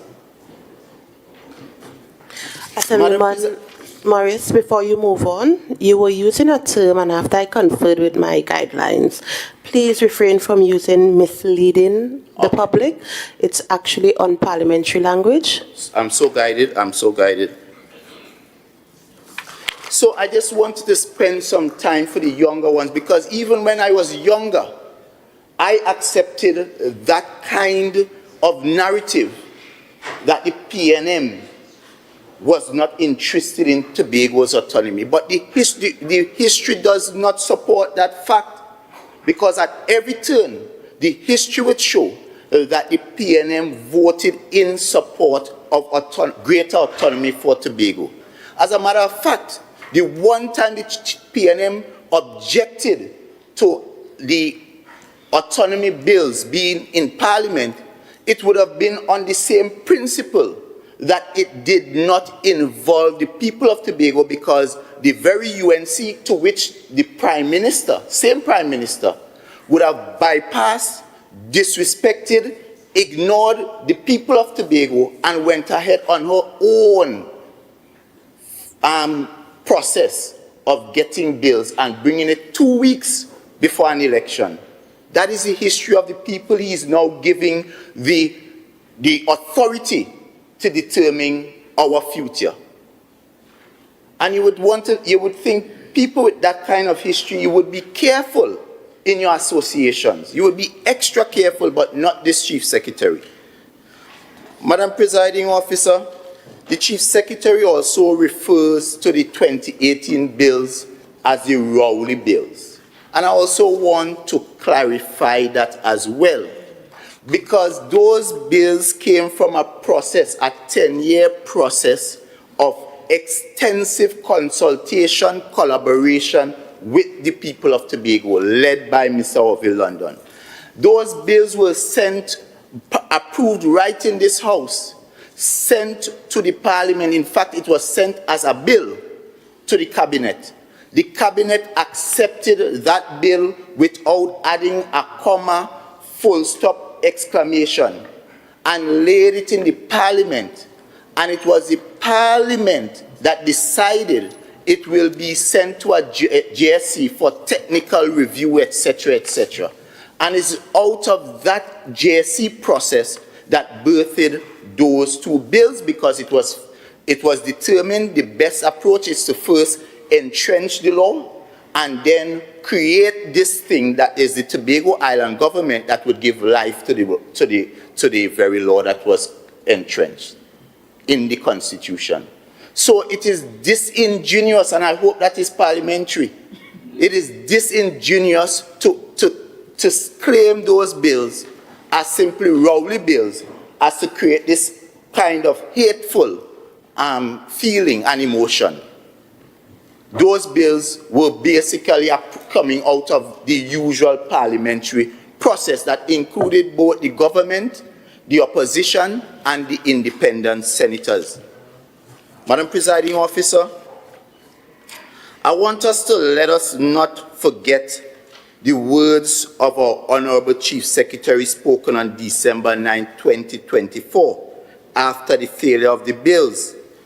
He said Tobagonians were not consulted in any meaningful way.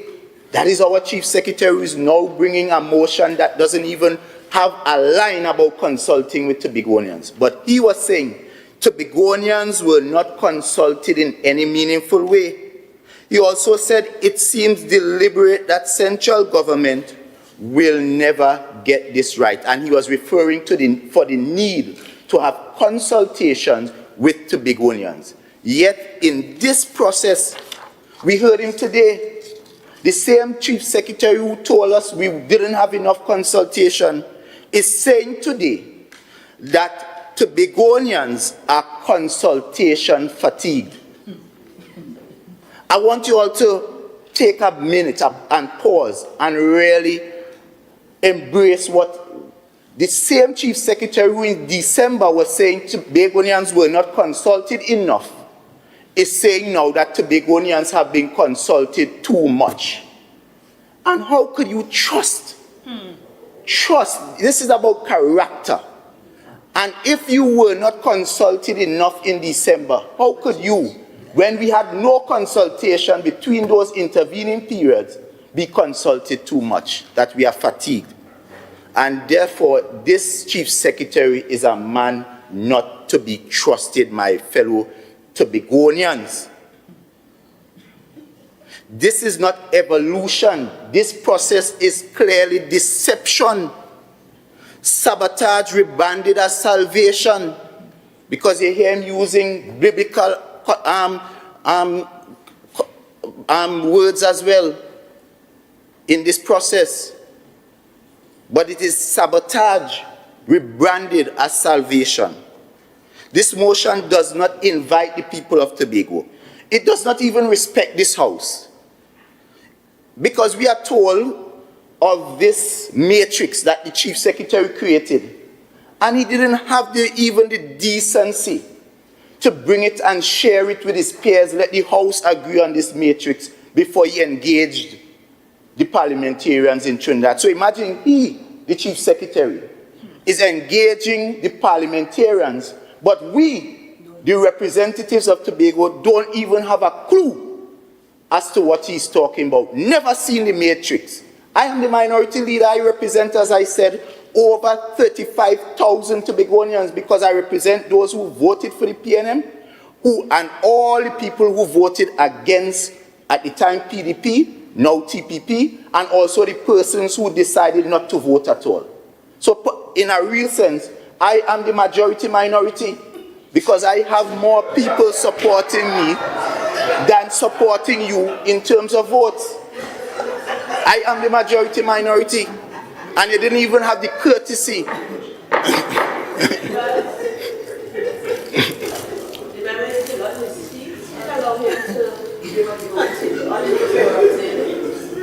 Members? I really hope I get some entry time, Madam Presiding Officer. Thank you so much. So, Madam Presiding Officer, I'll move forward. Instead, this Chief Secretary is seeking, and I want you all to pay attention to the action, because he's attempting to appoint the Attorney General and a Chief Parliamentary Counsel to look to reform Tobago's legislative process and not consult Tobagonians. He empowers the chiefs, this motion empowers the Chief Secretary to write to the Prime Minister, bypassing this House, bypassing civic society, bypassing the people. This is a closed-door deal marketed as progress for Tobago. This approach, Madam Presiding Officer, lacks transparency. No, we are told about a position paper, yet none of us, at least I don't have it, have this policy paper. You would think in this motion, at least he would have laid the policy paper so we all can have an idea as to what the policy is going forward. Democracy, no public voice. No, I doubt he perhaps, and I would love to hear the member from Scarborough Mount Grace. I would love to hear him on this debate because he had a lot to say when we brought our motion seeking bipartisan collaboration to ensure that those bills were fixed to the best interests of Tobagonians and passed. And of course, one of his major concerns was the fact that it was the government of Trinidad determining for the government of Tobago how we should be governed. Yet his boss, because that is your boss, I know sometimes you don't like to hear that, but that is your boss. Your boss is saying that he's bypassing even you and go to his friends in Trinidad. So, Madam Presiding Officer, this is not democracy. And what about respect? Respect for process. Respect for the people of Tobago. And just simply making, we always just feel as Tobagonians, sometimes they make us feel less than. And you would think the Chief Secretary represents us, will make us feel equal, make us feel important. And on a matter as important as our right to self-determination, here we are, being asked to approve a motion that basically takes away that right from the average Tobagonian, from the man in Charlottesville, to the man in Palo-Tuve, to the man down on the beach down Store Bay. In this process, he does not have a say. And that is why this process is flawed, and I, as a Tobago-loving person, cannot conscionably support this. And I call for other Tobago-loving people, parties, interest groups to stand in defense of this autocratic process.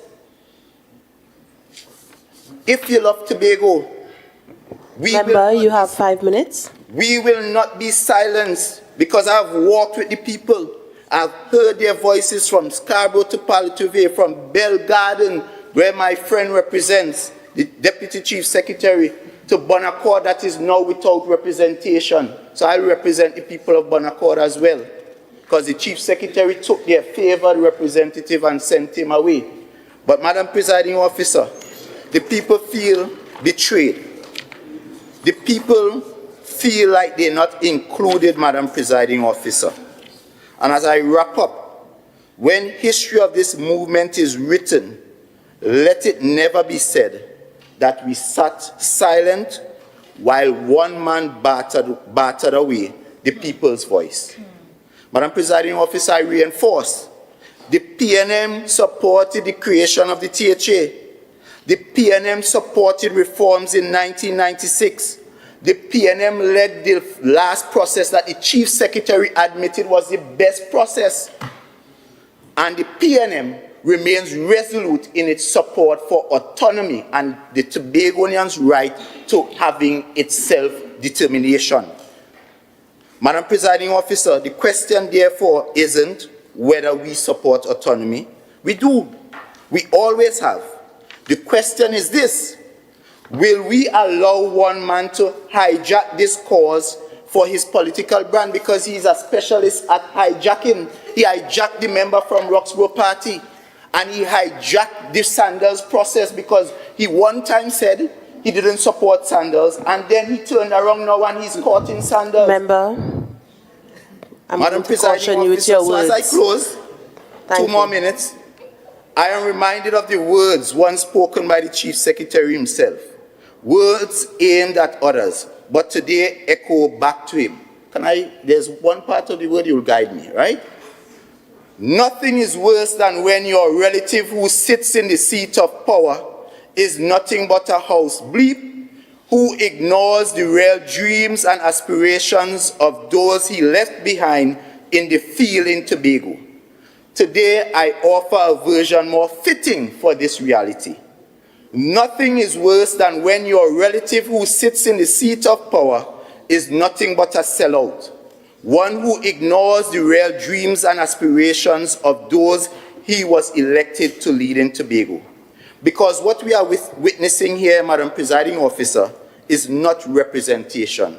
It is abandonment. It is not leadership, but convenience. It is not courage, but calculated betrayal. Madam Presiding Officer, on this note, I thank you for this opportunity. Assemblyman Duke, you may now join this debate. Thank you, Madam Presiding Officer. Thank you, colleagues who are seated around this table. To the people of Roxborough, Argyle, Dallaford, Kendall. Love from the House of the Tobago House of Assembly. Madam Presiding Officer, I came here like Charles Dickens once said, with great expectations. As I listened to my fellow colleague on the other side spoke of self-determination, I became more puzzled, and I asked myself whether or not he was prepared for this debate. This debate is one that seeks to present or represent the urgency of Tobago's desire to manage its own affairs. And so I question the word autonomy. Autonomy has a specific meaning. It means some of your rights, not all of your rights. It means that someone has to give you rights. That's what autonomy means. Autonomy is one form of three political status. Yeah, it's one.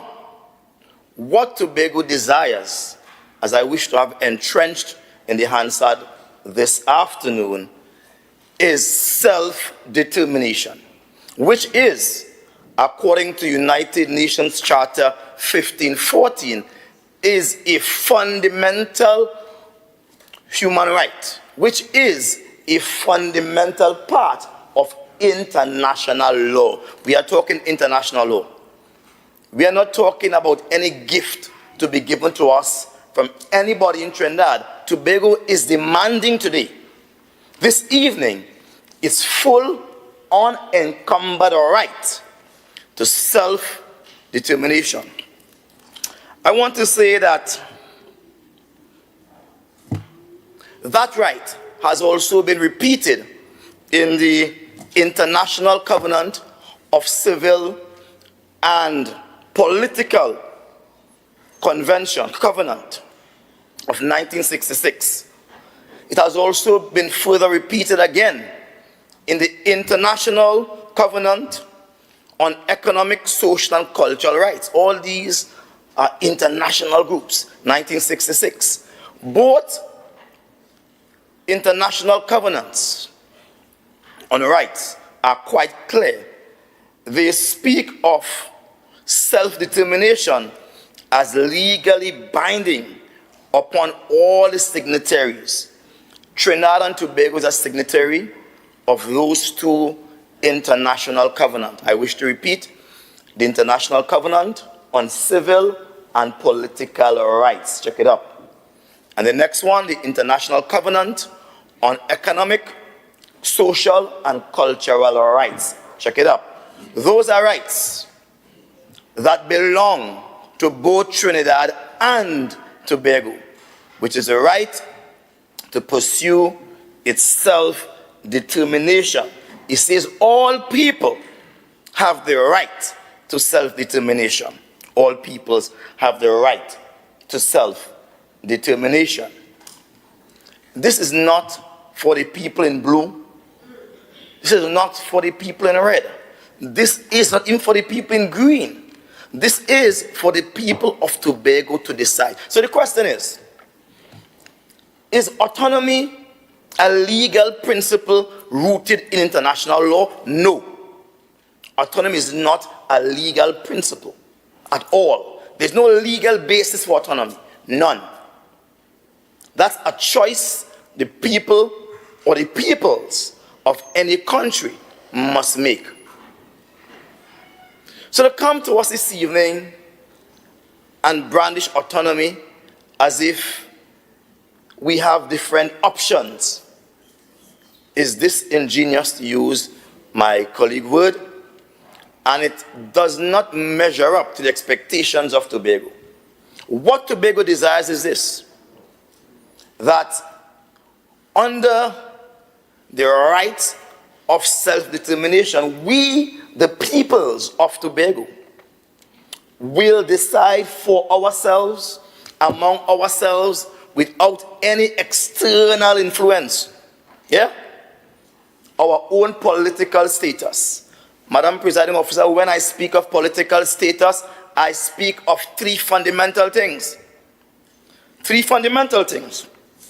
One of it is the right of Tobagonians to be a sovereign nation by itself. That must be considered. It must be discussed among the people of Tobago. Then we have to look at an autonomous relationship, whether the people of Tobago want to be in an interdependent relationship with Trinidad. That's autonomy. And the third one, whether the people of Tobago want to freely be a part of an association with Trinidad via some treaty that we all agree on. That's what self-determination speaks to.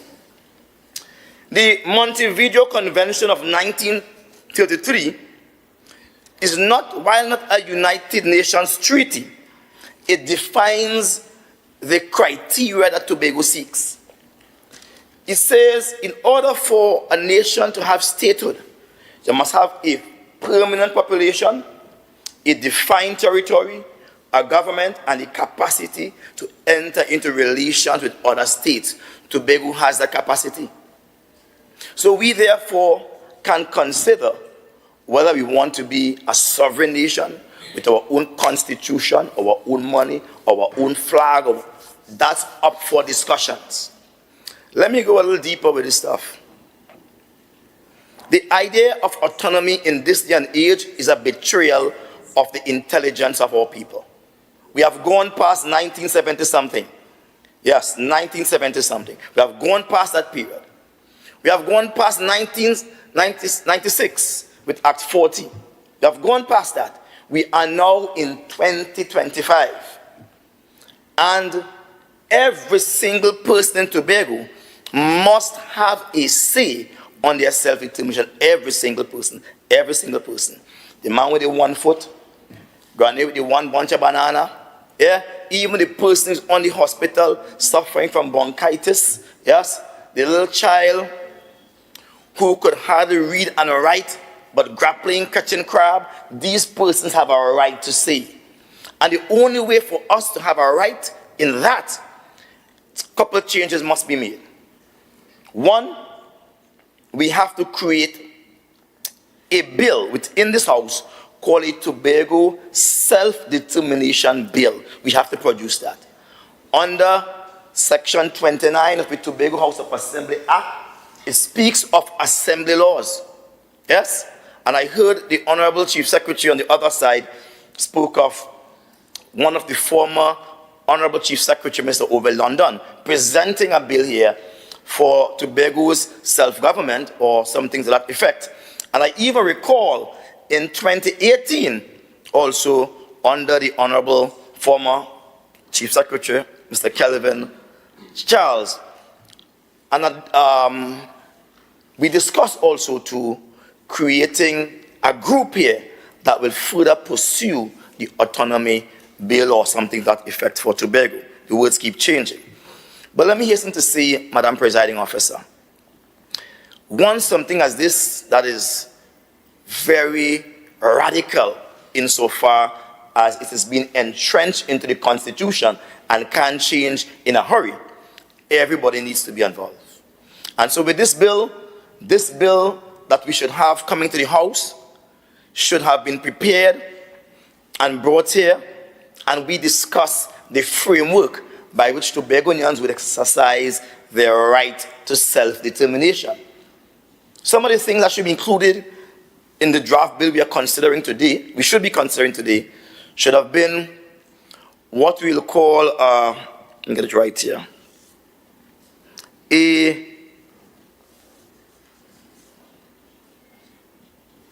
a commission that deals with referendum, a Tobago Referendum Commission. We should have been looking at something like that. What that does, it says that commission will prepare documents and etc. to go out in the communities and educate people, every single body, videos, storybooks, every single thing. That's their responsibility, right? And that should be done between the minority leader and the chief secretary, the executive, whatever the case may be. They come up with a commission that is bipartisan, and they go in the highways and the byways, and they ensure that everyone is aware of what self-determination is, what the options are that needs to be done. Yeah, a Tobago Referendum Commission. In addition to the Tobago Self-Determination Bill, which should be giving us, all of Tobago, a particular timeline, I say about 3 years, because you can't rush this thing, you know. Tobago are filled of sayings. One of the sayings in Tobago is that hurry birds just fly past the nest.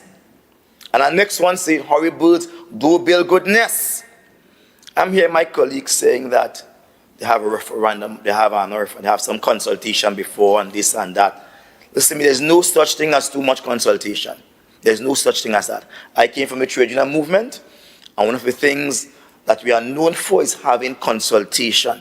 You must have consultation, but more than consultation, you must have actions also too.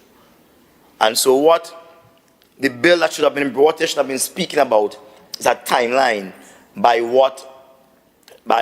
which we all would have had a direct process, knowing that today we discuss the bill, tomorrow it goes down to Trinidad, but what the bill actually does is it sets before Tobago a 3-year timeline by which we will have a referendum. Now currently, the Constitution does not provide for a referendum. And so in addition to that, we should have a constitutional amendment to the Constitution that allows for referendums to be had in Trinidad and Tobago on issues of a particular nature, and particularly this issue. Yeah? It's a big issue, Madam Presiding Officer. This is not a jokey issue, as some of my colleagues are making it out to be a hype issue, where you go down and say, well, we want more legislative and regulatory rights on some issues in the 5th schedule. But even in saying you want more legislative and regulatory rights on some of the 5th schedule items, my colleague failed to say what those 5th schedule items are. He failed to elaborate on that. They have not. He gave some ideas that didn't match up at all, right? We have to be careful with this, Madam Presiding Officer. Once we have gotten in on the constitution making way for a referendum, then Tobago now is ready within a 3-year period to conduct a referendum whereby persons in Tobago will have the right to choose whether they want a sovereign state, whether they want to have autonomy, or whether they want to have an association, a free association with Trinidad under a treaty, meaning that we are not obligated to this association. We are doing so freely on our own terms that are mutually beneficial to both countries, hence the treaty. Unless we do that, we are selling Tobago short. And there is no kind of a fancy conversation here this evening that will give us the satisfaction that the labor of APT James, well, James Bigart, APT James, E.N.R. Robinson, and Ochai Charles and the likes, those labors would have gone in vain if we do not take it a notch higher, Madam Presiding Officer. Madam Presiding Officer, let me set out a few things here for you this evening.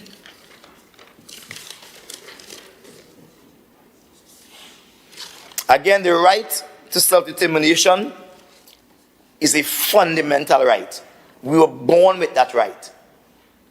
Under international law, it says any nation that was held in subjugation to a colonial power have that right to self-determination.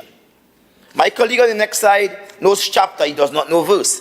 But in 1887, when the Trinidad and Tobago Act was formed, it was formed in England, in the Parliament in England, by Queen Victoria.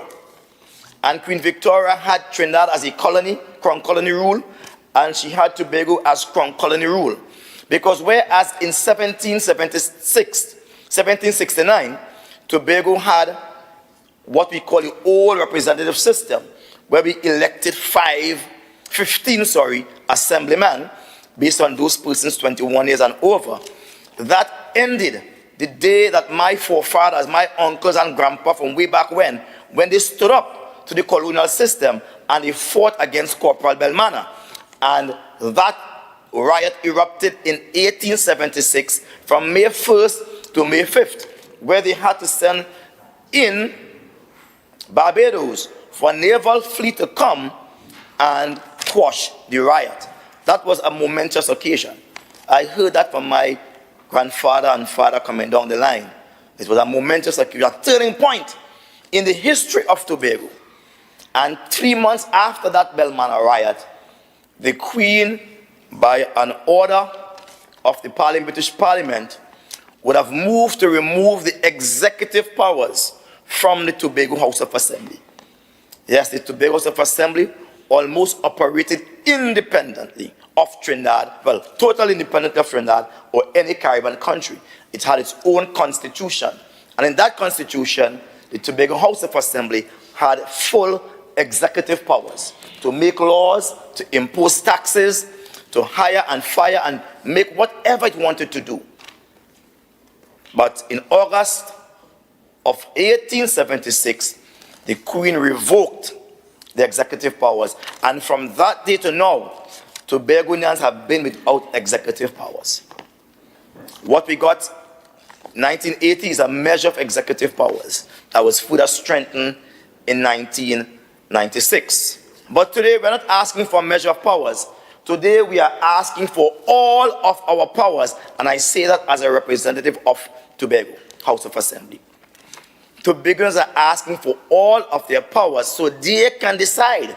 They can self-determine. They must decide whether they want to be independent from Trinidad and any Caribbean country, whether they want to have a free association, or whether they want to have an autonomous relationship. That is our right. We have never exercised that right. In 1887, when Queen Victoria claimed that Tobago desired and Trinidad consented to form a union called Trinidad and Tobago, that was illegal because Tobago did not have a House of Assembly that was free. The House of Assembly then was under colonial rule. What that simply means is, as the boss in England, what you say to discuss is discussed, and whatever point you say to arrive at, they arrived at. And in 1898, that was the final nail in the coffin, when the order of British Parliament again, the Queen decided with a few members of the Privy Council that having formed Trinidad and Tobago, Tobago will be excised from the Trinidad and Tobago nation and be made as a ward of Trinidad and Tobago. Madam Presiding Officer, that is an oxymoron. That is a legal conundrum. That is mind-boggling. It is just not right to have Trinidad and Tobago as a nation. Then you move to excise Tobago from Trinidad and Tobago and make it a ward of Trinidad and Tobago. It just doesn't add up. That's what happened in 1898. And so what we should be doing today is correcting that. That's what we are here to do. We are here to correct that. Tobago being a ward means that Tobago has nothing of its own. There is nothing that Tobago produces. Everything that we produce is from Trinidad. Every single thing. Every single thing. There was a time when we had Tobago peas. Remember that?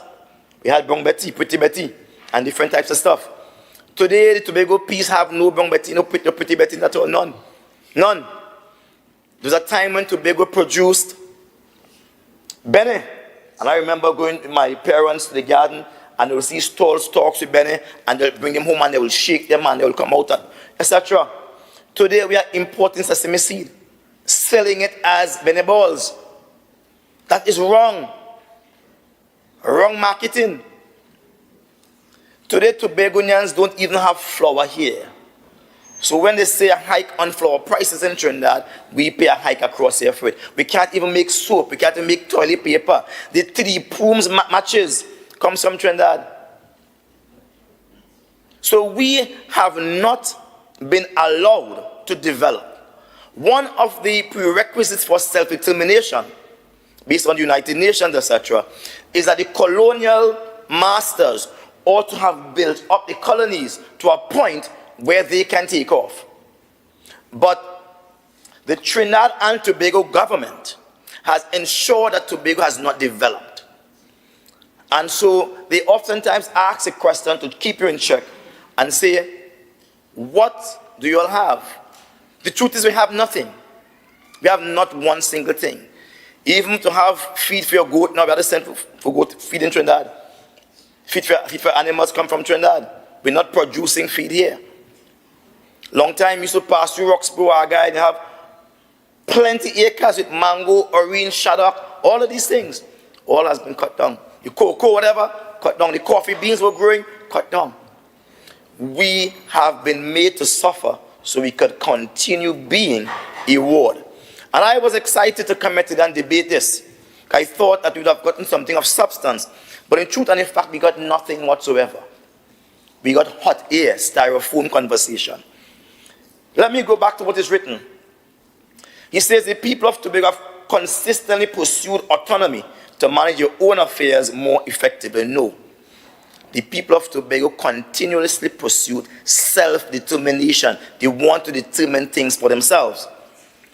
And the first beat resolve states that the government, through the Attorney General and Chief Parliamentary Council, work together with the what is that again? That the government, through the Attorney General and the Chief Parliamentary Council, work with. So who is the boss here? Who's really the boss? Madam Presiding Officer, this thing makes me sick to my stomach. How could we be piloting Tobago's right to self-determination, and we are taking up the thing wholesale, drop it in Trinidad lap, and say the AG and the Chief Parliamentary Council will pilot this for us? Nonsense. And I wonder if people are walking on their heads or they are walking on their feet. Because if you're walking on your feet and your head is the highest part of your body, your thoughts will be high. not low. How could they drop Tobago to that point? And Tobago House of Assembly will assist them. It's right here. It's right here in the bill. You think it's vexatious? How could the Attorney General and the Chief Parliamentary Council, it's written here, how could they work with the THA to expand its legislative and regulatory authority over key areas of the fifth schedule? What are those key areas? What are those key areas? He should have come here prepared.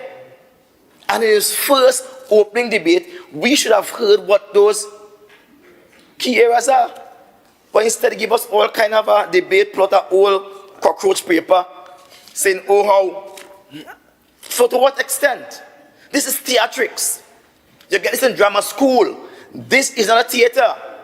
This is a legislative house, a house where laws, legislative and regulatory authority over key areas in the fifth schedule.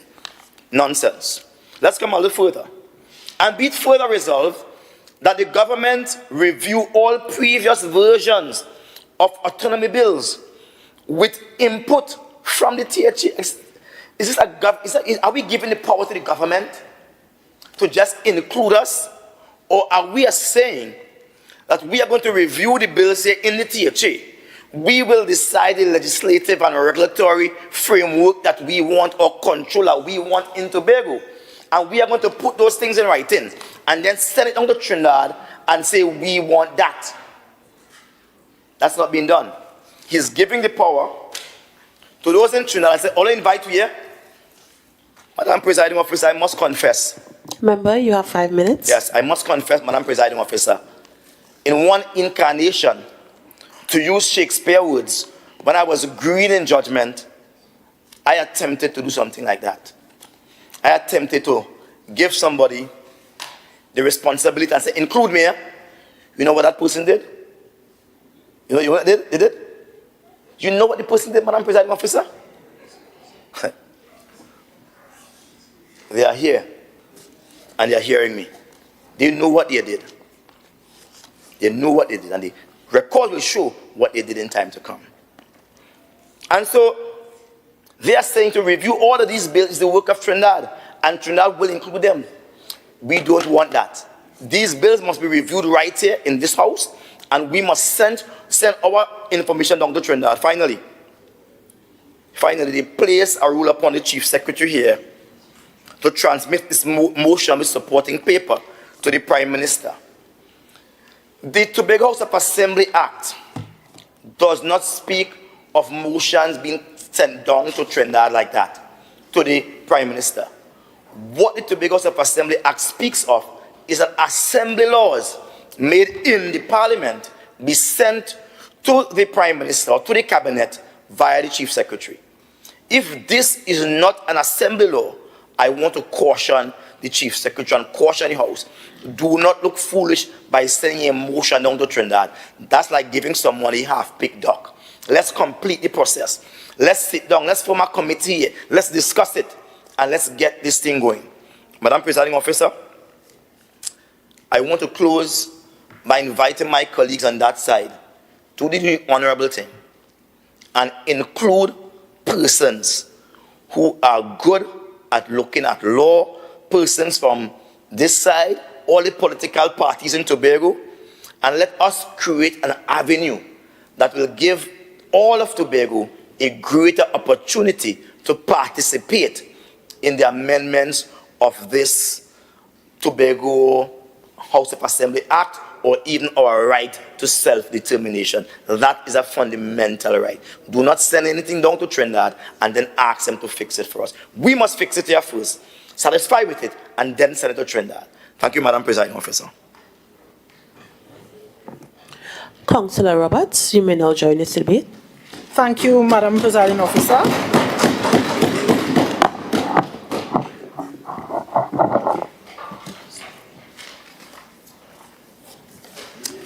Good afternoon again to this honorable house, to the Madam Presiding Officer, my esteemed colleagues and members in the public gallery. It would be remiss of me if I do not take this opportunity to congratulate our former colleague, the member and area representative for the Crown Point Bonaccord area, the former Assemblyman Joel Sampson, for his ascent to the Parliament and as newly elected member of Parliament for Tobago West, and also our Member of Parliament for Tobago East, Mr. David Thomas. These are two sons of the soil who are grounded in community and propelled by divine inspiration, who now carry the sacred responsibility of representing Tobago in the highest chambers of national decision-making. Madam Presiding Officer, no, Madam Presiding Officer, I've just started my contribution and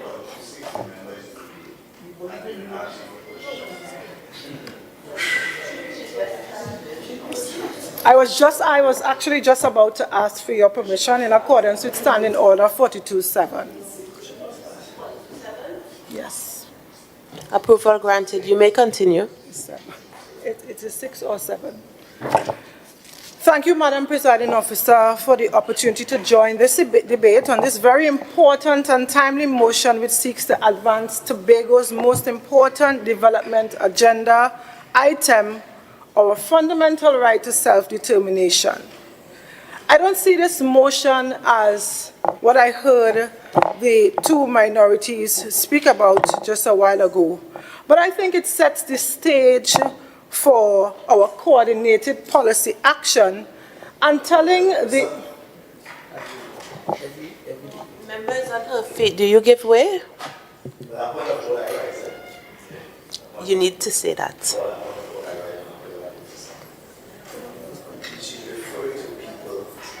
Well, to members of the House in a manner that is untruth.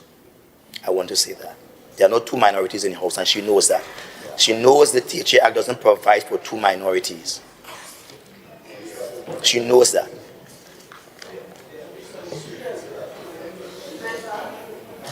Member, please be guided by Standing Order 45.6 that states secretaries assigned shall be referred to by their titles of their portfolios, and other members who are not councillors only by the electoral districts for which they have been elected. I'm so guided, Madam Presiding Officer. Madam Presiding Officer, this is important that this is taking place mere hours before a national parliament is scheduled to open with our two new representatives from the Tobago People's Party, which is only a few years old. One of the fundamental constraints, Madam Presiding Officer, to Tobago's development is the current legislative and constitutional arrangements between the House of Assembly and the central government. The current legislative and constitutional arrangements continue to significantly retard Tobago's development. For instance, Madam Presiding Officer, the existing arrangements give the central government the constitutional power and authority to intervene, override, and actually decide on virtually every aspect of social, economic, and political life of Tobagonians without invitation by cause or reason. Currently, Madam Presiding Officer, the Tobago House of Assembly does not have the authority legally or the flexibility to engage in certain financial transactions or to source funding to facilitate our self-determining development agenda based on our own financial credibility. Additionally, under the existing legislative arrangements, Tobago's present and potential contributions to the national purse are not clearly defined or calculated because its geographical space is not fairly and properly established. And this significantly weakens our negotiating position with respect to fair and justifiable funding from the central government. Now, what is more critical, Madam Presiding Officer, is the fact that under the existing legislative arrangements, The Tobago House of Assembly cannot make simple laws to regulate matters directly affecting Tobago or Tobagonians, and it is for this very reason this motion is important, because we are signaling to the central government our readiness to coordinate with them in order for us to have these bills passed.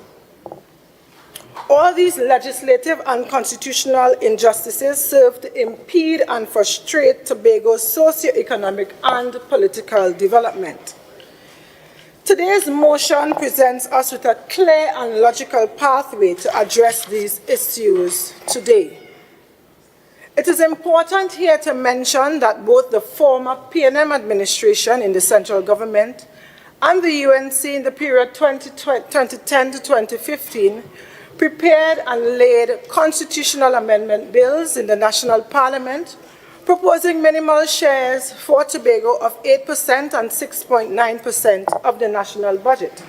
And interestingly, they all propose significantly higher percentage shares than what we currently receive or are allocated of 4.3%, which the THA has historically been allocated for the last 25 years or so. So today's motion, I think it presents us with an important opportunity to address all of these issues frontally. Madam Presiding Officer, another fundamental challenge facing Tobago's development is the issue of underfunding of the island's development program. For example, since the DRC's ruling, or the dispute resolution ruling in 2001, successive central governments have allocated, as I just said, close to the minimum share of 4.03%. And as the Chief Secretary continues to lament frequently, over the years, the THA has been allocated only $4.30 out of every $100 in budgetary resources. Madam Presiding Officer, when one takes a clinical look at the allocations to the Tobago House of Assembly, it is quite evident that the Tobago House of Assembly has very limited fiscal space. Of our current allocation, approximately 42% is allocated and is spent on personal expenditure. Another 36% goes towards other non-discretionary expenditure, such as the payment of utility bills, rental of office space, and financial contributions to our special purpose companies. Therefore, the total non-discretionary component of our recurrent allocation is about 78%. And what this means, Madam Presiding Officer, is that only 22% of the recurrent allocation is available for discretionary spending. And if I go into that, it would mean that we really do not have the fiscal space to do any kind of transformational change. And if we have to discuss the development allocation, we continue to state that it is woefully inadequate. Madam Presiding Officer, the fiscal situation of the THA is further exacerbated with the prevailing legislative arrangements. The Assembly lacks the flexibility to engage in financial transactions to fund development activities in Tobago. Over the period 2001 to 2024, the only case of close to borrowing is where the THA authorized the Minister of Finance in the last regime to raise a bond of $300 million, and the last administration accessed $164 million from this facility, which we know they squandered. In cases where the central government accessed external loans for development programs nationally, it has proved very difficult for the THA to access any of these funds. And let me give you an example. In previous budgets, the Minister of Finance pledged that the THA will access $100 million in loan financing secured from the Development Bank of Latin America, CAF. And that was designated to fund our coastal infrastructure works at Grange Bay, Plymouth, Pigeon Point, being directly impacted by the rise in sea levels and the climate change. In addition, the THA had discussions with the Caribbean Development Bank to secure funding for the Scarborough Secondary School.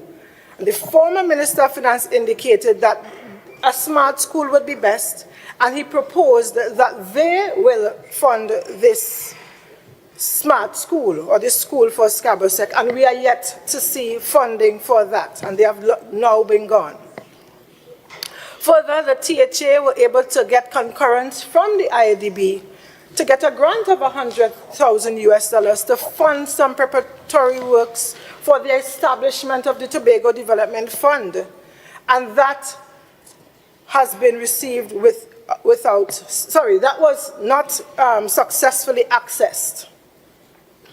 Recently, Madam Presiding Officer, it came to my attention as Secretary of Finance with this new government that this previous central government, the former government, accessed a loan from the IADB. It was approved for $32 million to fund two critical projects in Tobago. One, a housing project for Tobago, and the revitalization of the capital, Scarborough.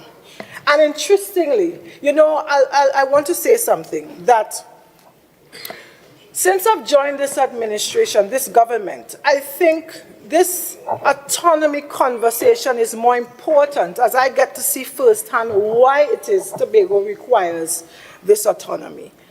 And the former government was the perfect example for Tobago to understand why it is important for us to seek self-determination and being able to access external funding and access support from multilateral agencies without the help of the central government.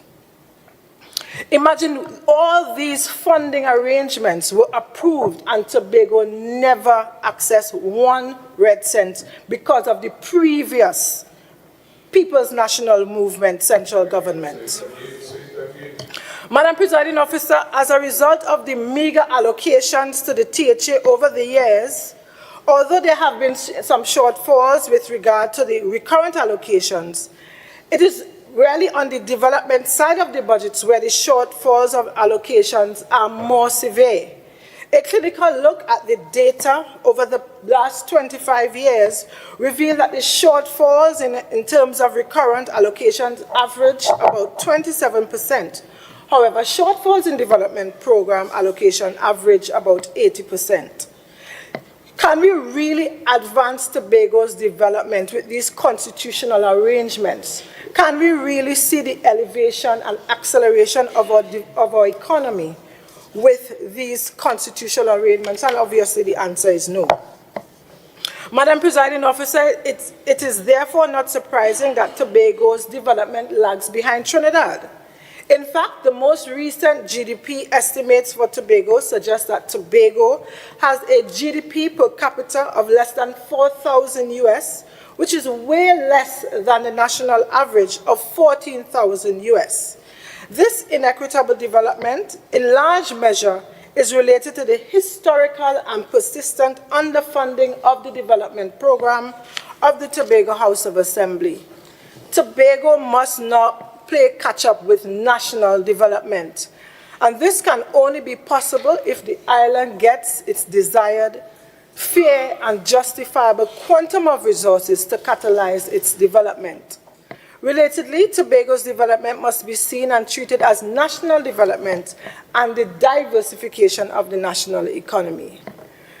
Madam Presiding Officer, core to this internal self-government project that we would like to see reached an advanced stage are 5 critical constitutional pillars. 1, the constitutional definition of Tobago that is shaped by the consideration of the United Nations Convention on the Law of the Sea, and which considers the social, cultural, economic, and political antecedents of the peoples of Trinidad and Tobago.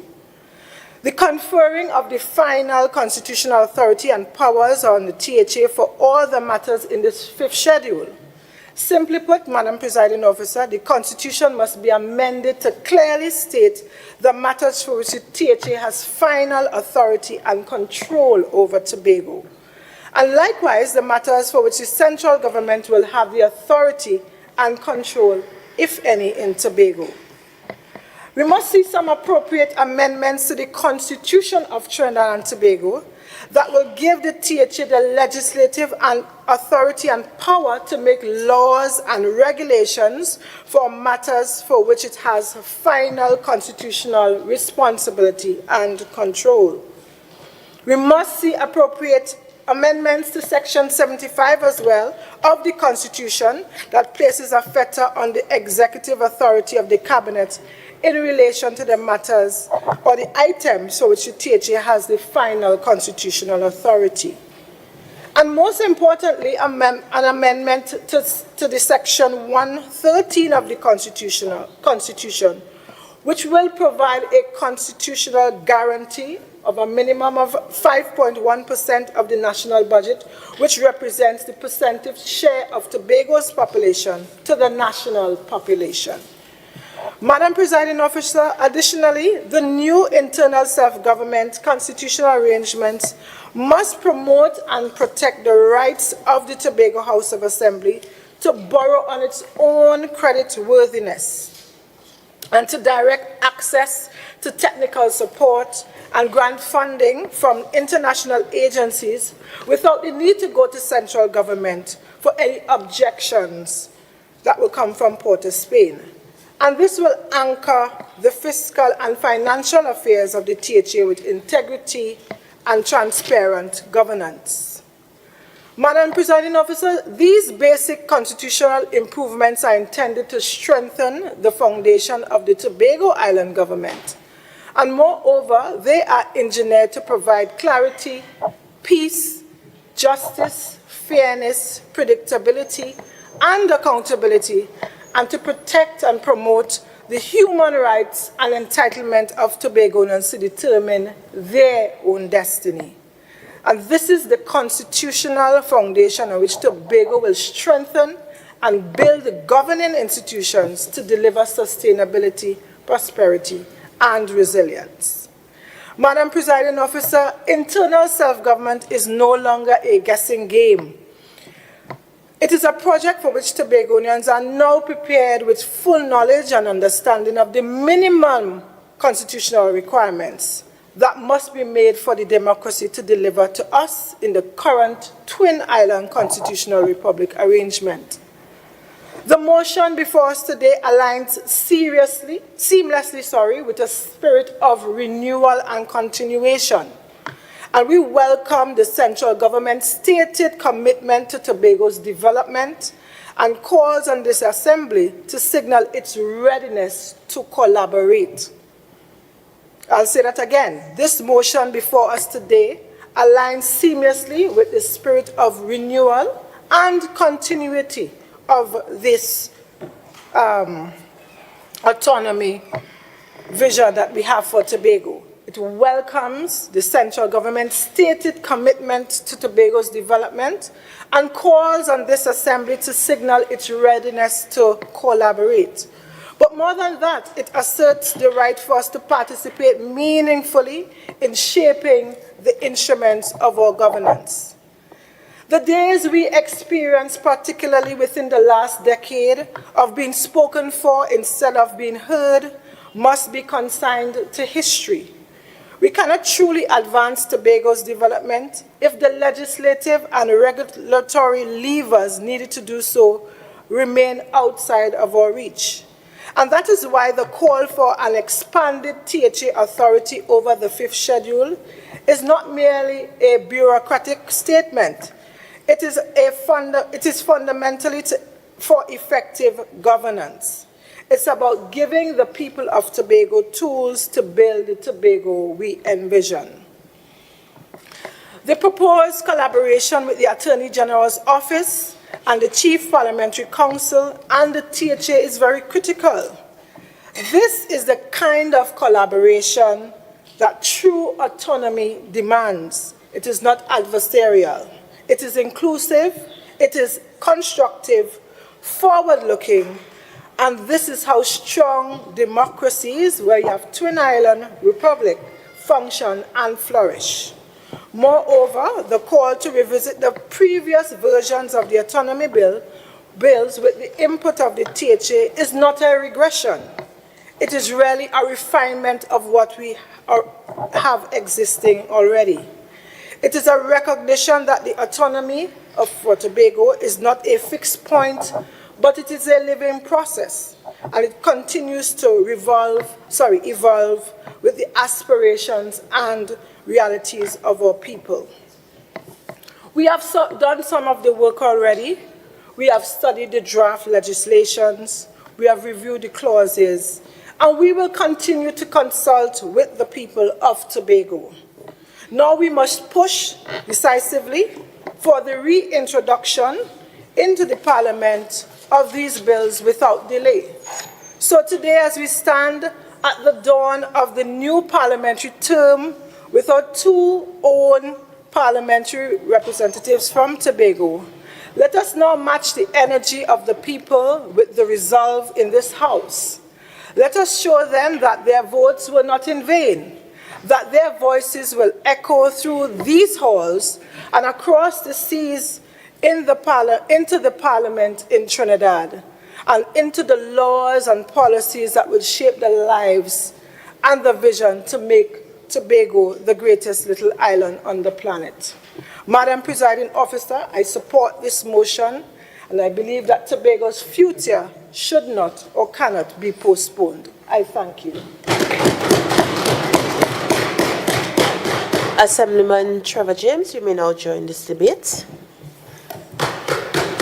Thank you, Madam Presiding Officer. Madam Presiding Officer, as always, it's an honor to stand in this august House, and I stand on the shoulders of the members of the district, the peoples of the district of Scarborough Mount Grace.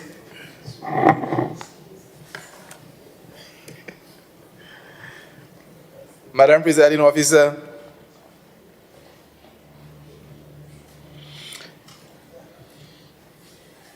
I'm going to take leave to read parts of my speech, so I'm going to stand on 42.7.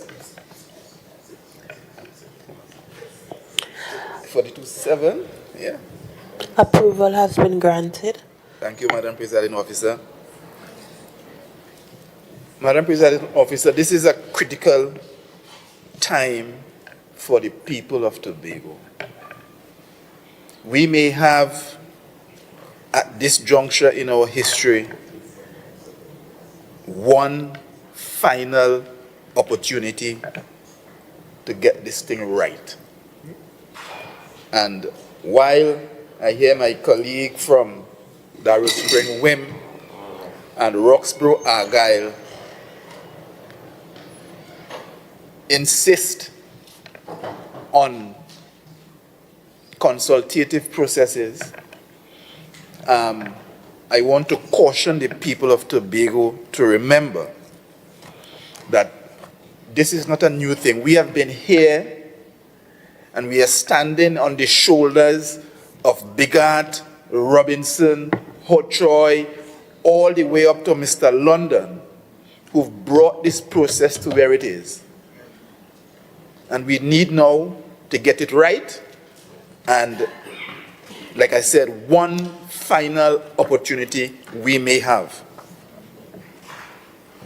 Madam Presiding Officer, if we are to look to the Parliament of Trinidad and Tobago and its historical treatment of Tobago's quest for self-determination as an indication of the Parliament's intent towards Tobago, we will have to conclude that the Parliament's intention has been to continually deny Tobago and Tobagonians of our God-given, United Nations recognized, inalienable constitutional human right to self-determination and our freedom to determine our own destiny. As a Ghanaian, this is a hard and bitter pill to swallow, but it is simply a history. It is our history, and we must confront it if we are to distill the pledge of improved collaboration with the THA that has been made by the new government. The unavoidable requirement of this improved collaboration is firstly to analyze the treatment of Tobago's self-determination in a mostly Trinidadian parliament, and to use this understanding to create a roadmap to finally deliver on this most important thing that is central to the need for the majority of Tobagonians, this thing we call self-determination. Madam Presiding Officer, if I am to give a title to my contribution today, it will be Truth, Reconciliation, and Action. We must remind ourselves that the British Parliament, the Trinidad and Tobago Act of 1987 and the 1988 Order in Council uniting the colony of Trinidad and the colony of Tobago, both recognized the desire, and I use desire in quote unquote, of Tobago, because it was not a true desire, but a desire as mounted by representatives in England, the desire of Tobago to unite with Trinidad. However, in its final act as a standalone colony, on the eve of the commencement date of the union with Trinidad, the Legislative Council of the Tobago House of Assembly, yes, this Tobago House of Assembly, passed a motion which reads as follows. And I am hoping that my brethren in Trinidad are listening to this. That inasmuch as the wish of the people of Tobago for union with Trinidad has principally been based on the representation of the government, meaning the British government required that Tobago be joined with Trinidad, and the assurances given to the people that material benefits will result to Tobago from such a union, the Secretary of State for the Colonies be respectfully asked, in the event that such union taking place, to afford the people, meaning the people of Tobago, a pledge that should it prove disadvantageous to the colony of Tobago, I'm going to paraphrase it, if the union proves disadvantageous to the colony of Tobago or otherwise undesirable to the majority of inhabitants of this Tobago colony,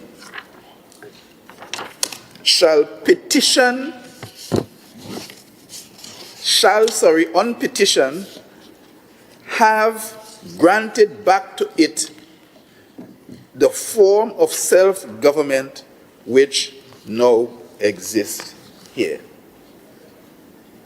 In the final act, possibly in this very house, the Council of the Tobago House of Assembly passed a motion to reserve the right to leave the Union of Trinidad and Tobago as a separate island and people if the union proved to be disadvantageous or undesirable to Tobago and Tobagonians. Tobago and its Tobagonians since 1887, 1888, signal its intention not just to retain its distinct, unique identity, but also the right to determine whether it would remain in the union with Trinidad. And that is because a union cannot be recognizable except its constituent parts are recognizable. We have, as Tobagonians, been lost in this union, depending on a Trinidad Parliament to determine for us how we should walk, how we should talk, how we should fly, how we should go to the beach, how we should mine our energy resources. We have become lost and unrecognizable. That is why when the chief moved the motion, he could quote newspapers from back in 1962 that suggest that Tobago was subsumed into Trinidad.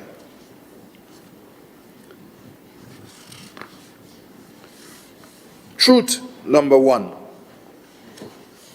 We must accept that the 1966, the 1962 and 76 constitutions, the THA Acts of 1980 and 1996, all recognized Tobago and Tobagonians as a distinct, unique people within the country of Trinidad and Tobago that has always had the right to self-determination. And in trying to make the reconciliation, we must remind ourselves that consistent with internationally accepted definitions, Tobago and Tobagonians shared origins, history, culture, traditions, language, intrinsic spiritual values do not only give us a distinct identity, but that these features, in combination with our shared geographical homeland of the island of Tobago, defines not just a unique and distinct people, but also a nation. And that is according to Stanford University Encyclopedia of Philosophy. That distinct and uniqueness is what makes us into a nation. And this distinction was approved by Britain in granting self-determination to Trinidad and Tobago in 1962. And it was duplicated in the 1976 Constitution at Section 1, Part 2. And that says, quote, that Trinidad and Tobago is made up of the island of Trinidad and its dependencies and the island of Tobago and its dependencies. Two nations, two colonies being brought together by Britain to form one. Nowhere in the Constitution, I heard the minority leader talking about this unity that they keep talking about. Nowhere in the Constitution says that Trinidad and Tobago is a unitary state. Nowhere. Trinidad and Tobago is a sovereign, democratic state according to the Constitution. And there for years since President, what's his name? Ellis Clark and Prime Minister Eric Williams been attempting to subsume Tobago into this idea of a unitary state governance model that takes away our rights.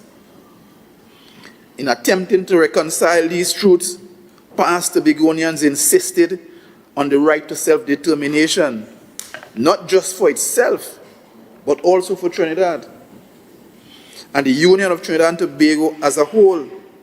It is something we may not be aware of or be able to simply infer from our understanding of the history. But this is how it went. Prior to 1989, Tobago was used to having an elected government. I remember, he remembers that Belmana's riot speech had word for word. I heard we had an elected government prior to this union. When we became part of the union, Tobago was faced with an appointed legislative council in Trinidad. Something completely foreign, something completely alien to Tobago and Tobagonians. Because of this, Tobago outrightly refused to send a nominee to be appointed to the Legislative Council. I'm going to go slow with this. So that seat, that one seat in the Legislative Council, which was 1 out of 7, I believe, remained empty from 1889 to 1923, when the British government then made legal provisions for elections to be held to the Legislative Council. Because of Tobago's decision not to be a nominated, not to send a nominated representative, the Parliament of Britain decided that, you know what, let me change this thing. And we have been at the forefront of ensuring democracy in this nation, as we are here today at the forefront, getting rid of the PNM and showing our brothers in Trinidad the way forward. And so that is what Tobago. Assemblyman James, one moment please. We are now at the 4:30 benchmark where we are supposed to have lunch. Leader of Assembly Business. Madam Presiding Officer, I beg to move that this House remains seated until all business on the order paper are dealt with. Honorable members, the question put is that this House remains seated until all business on the order paper are dealt with. All in favor say aye. Aye. Any against say nay. The ayes have it. This House shall remain seated until the business of the order paper is completed. Member, you may continue. Thank you, Madam Presiding Officer. So it is because of Tobago's action that Trinidad and Tobago began to develop a form of democracy through elected representations in the House in Trinidad. It was because that seat remained vacant, therefore no representative from Tobago. I want to get to this point of this ward business that the representative for Roxborough de la Ford keeps talking about. Roxborough Argyle. Of Britain to have an election to the House, and then we joined the House, and in those 30-what years, Tobago still functioned as an independent colony. This is critical, especially for the young people to understand. Even after the Union, Tobago, for those years when we had no representative in Port of Spain, still function as an independent colony. When the first ship came to Tobago after 1923, it's then that Tobago began to be subsumed by Trinidad, because they began to see this Tobago was functioning. We can have that. And so Trinidad decided that we have to form a management, we have to develop a management structure to control Tobago. And that is how these systems of counties and wards in the governance model of Trinidad and Tobago came into being. So now Tobago was managed as a ward under the counties, and Tobago was actually under the ward of one of the counties in Trinidad. And from there, they were able to merge Tobago's revenue, Tobago's expenditure, and Tobago's debt as part of this now Trinidad and Tobago financial management model. And that is all that it is. Because we insisted, we paid the penalty from those in Port of Spain to be managed in that way. And so up to today, all our resources are subsumed into Trinidad. All our oil and gas resources from that are subsumed into Trinidad. All our foreign exchange that people want to travel to Tobago through ticket percentages subsumed into Trinidad. All our taxes from companies, whether it be state or private, subsume into Trinidad. And nobody in this house could say what the real tax collection is today for commerce in Tobago. Isn't that something? Imagine now, here we are, standing in this house and having to fight political cycle after political cycle for self-determination, when we were at the forefront, giving Trinidad and Tobago self-determination. From an individual colony in 1988 to a united colony in 1989, to the county council within the united colony from 1945 to the request to the British Parliament for independence in 1962. We are here again demonstrating our desire for self-determination. I just want to stick a pin with this request for independence, which is actually self-determination that Trinidad and Tobago went with the minority leader trying to change the words of the Chief Secretary. Trinidad and Tobago went to Britain for self-determination because the West Indies Federation failed in January of 1962. Jamaica pulled out, and you know, Eric say, 1 from 10 leaves 0. The West Indian Federation failed, and interestingly enough, whether Kapil Dev was there or not, it took the British Parliament 6 months from January of 1962 and the request by the leaders of Trinidad and Tobago to come up with a constitution for Trinidad and Tobago and to grant Trinidad and Tobago full, unfettered self-determination. 6 months.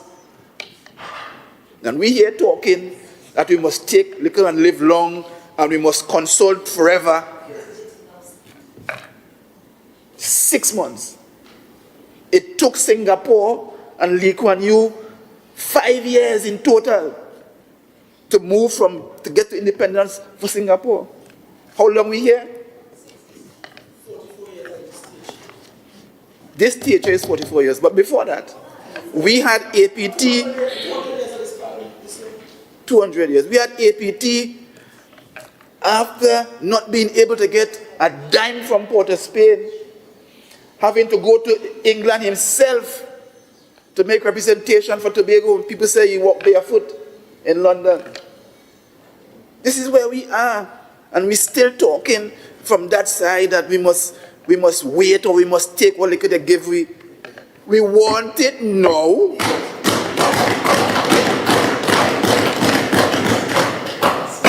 We have no more time to wait. The Chief Secretary daughter now 2 years. We have no more time to wait. We want it now. And it is our right to get it.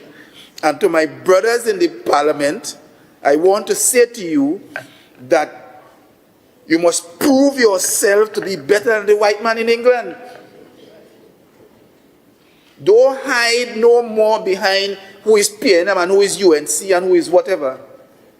We Trinidad and Tobago, don't mind they didn't include me when they go. We went to Britain in the home of colonial rule and got self-determination, got the ability. You know, I hear people talking that we must accept these London bills and we must have it entrenched in the Constitution. None of that. When self-determination is being considered, it is the self-determined people who will amend their own constitution, not nobody else. Why we must submit ourselves to a document that even ain't come from us? What is it? What is it about this Tobago?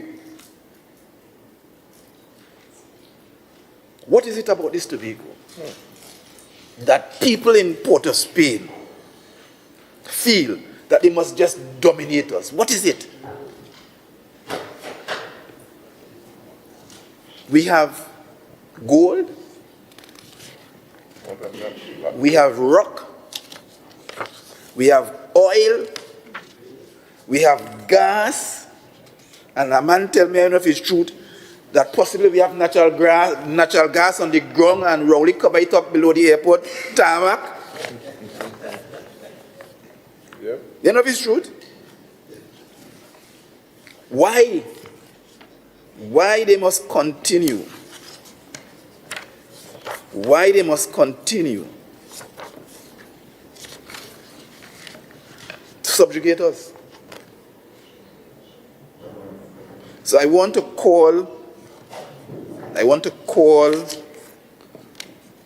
on the government, on the parliament, on the cabinet of Trinidad and Tobago, as we welcome the opening of the new parliament tomorrow. I want to call on the Parliament of Trinidad and Tobago to remind the members that Dr. Eric Williams and Sir Ellis Clark petitioned the British colonials with a draft constitution in hand. We have, how much draft we have? There were 6 now. We have a draft from Robinson and Murray. We had a draft in 1996. We had a draft from, say, Mongol. We had a draft from the Prime Minister Bissessa. We had a draft from Orville London. We had a draft from Rowley.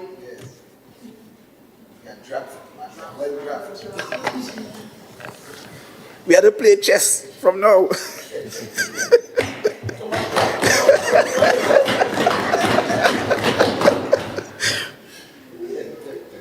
And was granted, Trinidad and Tobago was granted self-determination. Member, you have 3 minutes remaining.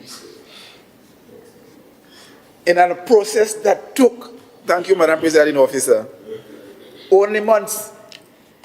They've been at this too long. Only months. And I want to implore the people of Trinidad and the parliamentarians of Trinidad to demonstrate, I'm repeating this, to demonstrate that you're better than the colonial white man and that you will treat the brothers in Tobago with dignity and respect and do the right thing and grant us, allow us to fulfill our destiny as self-determined people. It is the only way forward, and I want to remind Tobagonians, as I look up and I see Dr. Jeff Davison, I want to remind Tobagonians that we have been at this game before. We've had friendly governments in Port of Spain, and we've sat back and tried to negotiate behind the scenes and feel we go get what we're supposed to get. It didn't happen in 86, 91 because Jeff remained quiet in Tobago and they nearly killed Robinson down there for building an airport and a seaport. We have 16 years off in London saying that he want peace across the waters and he going to negotiate because he have friends in Port of Spain, and we get nothing. Pretending to go around the country like a crazy man for 10 years to say that he consult.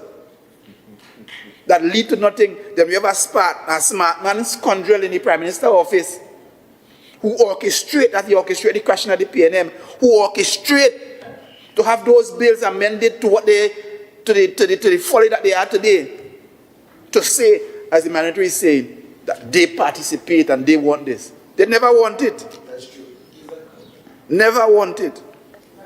I want to end, I see the presiding officer watching me intently. I want to end by reading again. I don't want to say in the end of it, or else, but I want to read it, that inasmuch as it was the wish of the governing people of Tobago to form a union with Trinidad, and that the assurances were given to the people of Tobago that material benefits will result to Tobago from the union. We hear the Secretary of Finance saying essentially we have no material benefit. We're getting chicken feed year after year after decade. Well, they take our gas and our oil. That material benefits will result to Tobago from such a union, that the Secretary of State for the Colonies from Britain be respectfully asked that in the event that the union... Your time is up. I thank you, Madam President.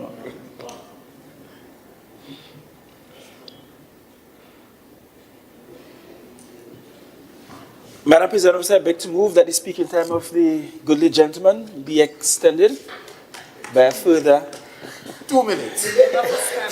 Sorry, this is among grace. Sorry.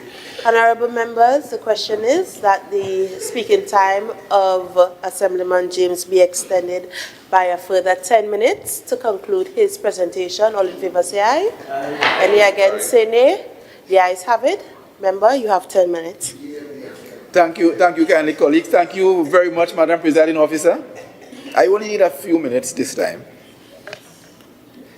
That inasmuch, to make this into one thought, inasmuch as it was the wish of the people of Tobago for union with Trinidad was principally been based on the representation of the government of England and the assurance given to the people of Tobago that material benefits will result to Tobago from such a union, that the Secretary of State for the Colonies be respectfully asked that in the event that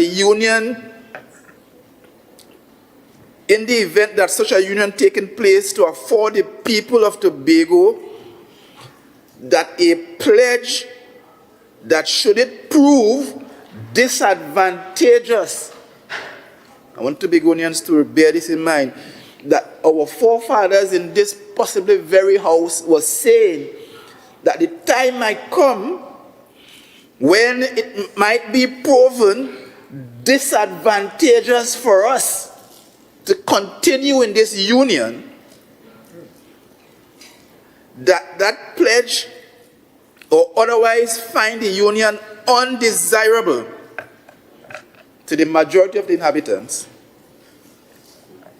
that we shall have the power to petition the British Parliament to return Tobago to where it was. And I want to say to the Parliament again of Trinidad and Tobago, it is your duty. Too much of this football going back and forth over the years, and who's saying that we have to get past this number in the Parliament, and who are 2/3 majority, and all of that kind of craziness. Every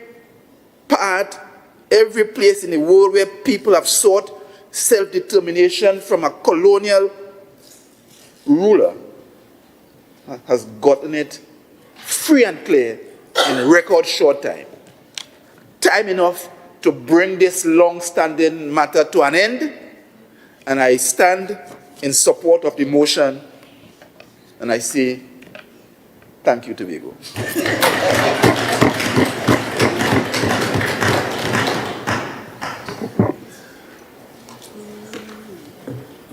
Minority Councillor, you may now join the debate.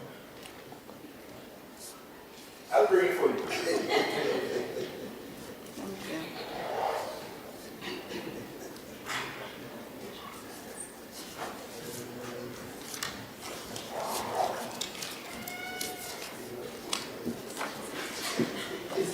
Thank you very much. You see the smile I get in there?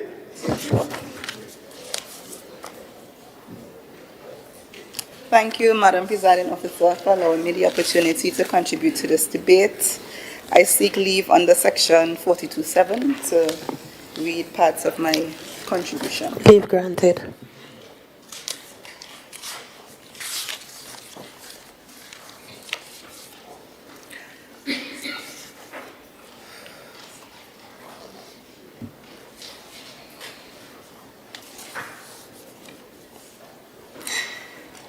Madam Presiding Officer, again, I want to thank you for the opportunity to contribute. And today I rise in contribution to this motion and have great concerns about what is being presented as progress and what we deem as a dangerous departure from principle. Also, a contradiction, Madam Presiding Officer, to recent commitments and comments made by the Chief Secretary himself. And we see this motion as well as a step backward, cloaked in the language of advancement. Madam Presiding Officer, the motion is dressed in familiar phrases of autonomy and self-government, but it lacks the very soul that has underpinned Tobago's autonomy movement for decades, which is inclusion and the will of the people. Madam Presiding Officer, this autonomy journey is not a footnote in the political playbook of the Chief Secretary and his executive. It is a struggle rooted in years of conversations and deliberations, grounded in the voices of the people and forged through the sacrifices of our former leaders. And they all believe that self-governance must be earned through the will of the people and not whispered through private deals in Port of Spain. And Madam Presiding Officer, I want to turn to one of the troubling clauses of this motion, and this is the 7th recital, which says, "And be it further resolved that the government review all previous versions of the autonomy bills with input from the THA, identify areas of consensus and refinement, and reintroduce the bills into Parliament at the shortest possible time." Madam Presiding Officer, if our memory takes us back, we were in this House last year, I think it was in October, at private members' motion when the minority leader piloted a motion in relation to autonomy and the bills before the Parliament at the time in this very House. The motion was amended by the majority. We all debated and it was approved unanimously. And that motion called for bipartisan discussions with the central government in relation to the 2 bills before the Parliament on Tobago's autonomy. And notwithstanding the approval of that motion, Madam Presiding Officer, we never entered those discussions. The Chief Secretary disregarded the will of this Honorable House and chose instead to pursue his own process, one that excluded the Assembly's mandate. And we must ask ourselves why. Was it because, and some will say, was it because the then central government was led by the People's National Movement? Was it political point scoring more important than protecting Tobago's future? Because, Madam Presiding Officer, if autonomy were truly, or if we were truly about autonomy for the people of Tobago and not about which party gets credit, then we should have sat down together, sat around the table, having those negotiations and bipartisan talk between members of the Tobago House of Assembly, members of the central government on both sides, Tobago House of Assembly on both sides, and negotiated in the interests of Tobago. But Madam Presiding Officer, we still ask the question why we did not. Now fast forward to today, we are being asked to support a motion that calls for talks, but this time between the Attorney General, the Chief Parliamentary Counsel, and the THA's legal team. And not because the idea is a new idea, or not because it is a good idea, but because, Madam Presiding Officer, the central government has changed. And we on this side does not deem what is being proposed as leadership. This is not leadership, rather we see it as opportunism. Madam Presiding Officer, and as the minority leader said, we do not oppose autonomy. What we oppose is hypocrisy. What we oppose is inconsistency. And we oppose a process that disrespects the people of Tobago by excluding them from the decisions that will shape our future. And even more concerning is that the motion empowers the cabinet through the AG, the Parliamentary Council, to work directly with the Chief Secretary's legal team. There is no mention in the motion about Tobago-based civil society organizations, faith-based organizations, no mention about the citizens, and no reference to Tobago's diaspora. And what we are seeking to do is just a quiet handover of power to a few behind closed doors. And this is not a people-driven reform, and this, to us, looks like dictatorship. And Madam Presiding Officer, more than that, it contradicts the Chief Secretary's own words, because the Chief Secretary, just before the bills came back, moments before the two bills came back to the Parliament floor, he had a widely broadcasted media briefing press conference, and he warned Tobago about backdoor negotiations. He also indicated that there were insufficient consultations on those bills with the people of Tobago.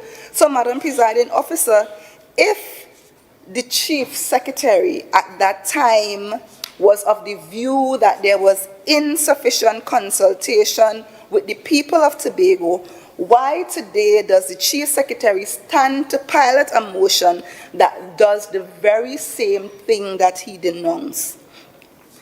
Madam Presiding Officer, this motion is excluding the very people who must be the heart and soul of this process, and it concentrates decision-making in the hands of a few operating without legitimacy of a broad-based consultation.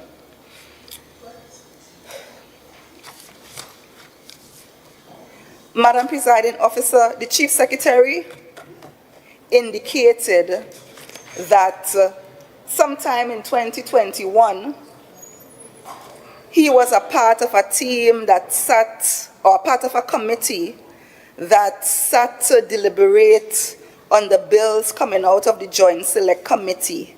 And he called a number of political parties and persons that were included in this committee, and he said that they sat down and they went through the bills proposed line by line, they made the amendments, and decided that they will come up with a document to send to Trinidad.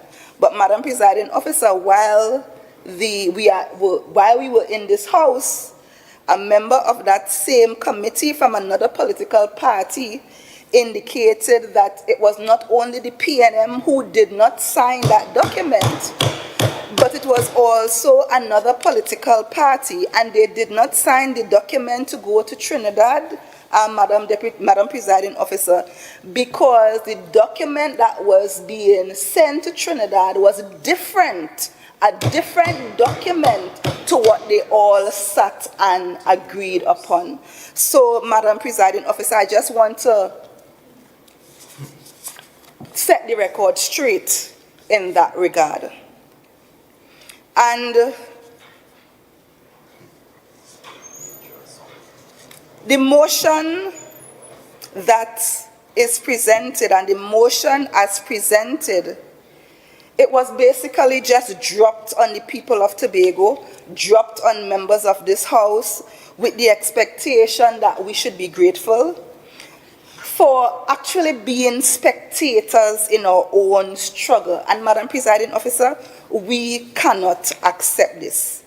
The autonomy movement is not the personal inheritance of the Chief Secretary or any political leader or party.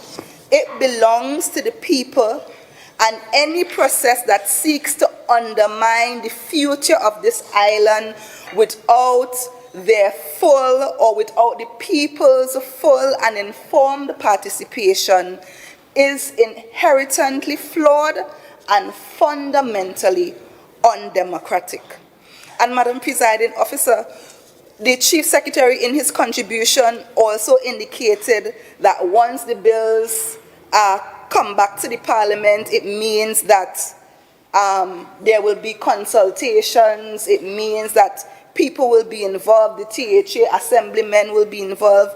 But, Madam Presiding Officer, that was not included in the motion, and history shows that even when we agree to something here, the Chief Secretary does otherwise. And how can we guarantee consultation when the people of Tobago don't even have a guaranteed seat in the cabinet, Madam Presiding Officer?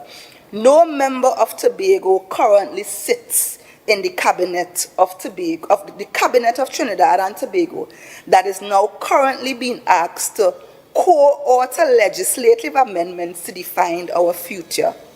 So what is the assurance that can be given to the people of Tobago that our voices and our aspirations will be honored? And again, we say this is not empowerment, this is delegated permission. The inclusion of authority, not the real, it's an illusion, sorry, of authority, and it's not the real thing. So now we are expected to embrace this process because it is wrapped in urgency and policy language of autonomy.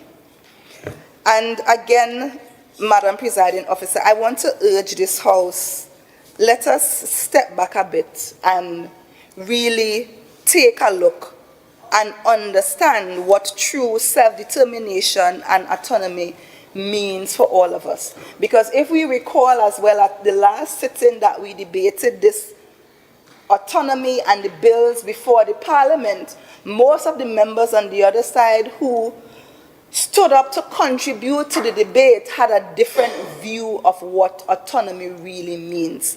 And Madam Presiding Officer, if we are really true and if we are really committed to granting greater autonomy for Tobago, we will go back to the people just as the Chief Secretary indicated in December. The Chief Secretary has not indicated in his contribution today why his position is different. What is different today when compared to December of last year? Why was it okay and why was it needed to have additional consultation, and those additional consultations are not required at this time? In the Chief Secretary's own words, he said today that the people are consultation fatigued. Why has the posture changed? And again, we are asking, is it because we did not want to collaborate? or we did not want to work with the previous central government. We did not want to give the previous central government under the People's National Movement credit for granting autonomy, because if we look at the bills that were currently before the Parliament then, we would see that it was a stark improvement to what we currently have as Act 40 of 1996. And in that regard, Madam Presiding Officer, I would like this House to consider withdrawing the motion until meaningful public consultation is conducted in communities across Tobago. I would also want to recommend that we establish a Tobago-wide committee which comprises of our citizens from civic organizations, faith groups, cultural stakeholders, the business chamber, political organizations, and legal experts to shape Tobago's negotiating mandate and to shape the future of Tobago. And I also want us to consider that we return to a people-first model where every Tobagonian has a voice and no final decision is made without their direct participation. So to accept the motion in its current form is to betray the very principles we claim to defend. Let us not be the generation that traded Tobago's rightful autonomy for political convenience. Let us not be that generation. Let us be the generation that is inclusive and works together for the advancement for the people of Tobago. And with this, Madam Presiding Officer, I want to reiterate that we oppose this motion until it includes the people. I thank you, Madam Presiding Officer. Presiding Officer, on a point of order. Now that the Secretary of Tourism is here, will we at some point revisit the questions? No. Chief Secretary, you may now join the debate to wrap up.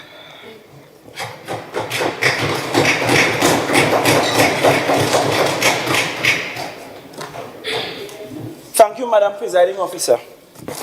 Madam Presiding Officer, having listened to the minority, I expected that they would have some challenges with comprehension, but I did not expect that they would have challenges with mathematics.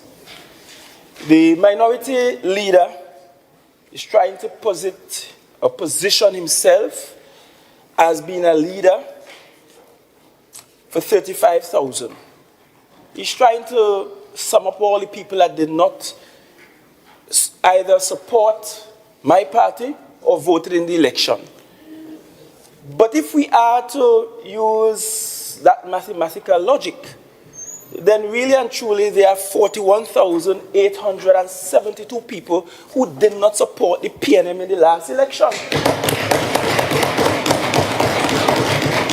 So really and truly, who is he really representing? Save and except his district. And if, in fact, as he said, he has been hearing the voice of Tobagonians from Palatavia and from Belgarden and in Crown Point, then he would have heard about the licking that they were going to get before they got it. You see, this notion in this house that somehow Tobagonians must only make steps at the dictates of the PNM is an offensive one. Very offensive. It is so offensive that the goodly gentleman and his party can't even properly concede a defeat in an election.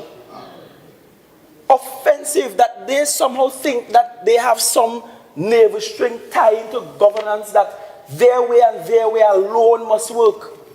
And Tobagonians, I'm not giving way unless it's a point of order. Unless it's a point of order. a point of clarification.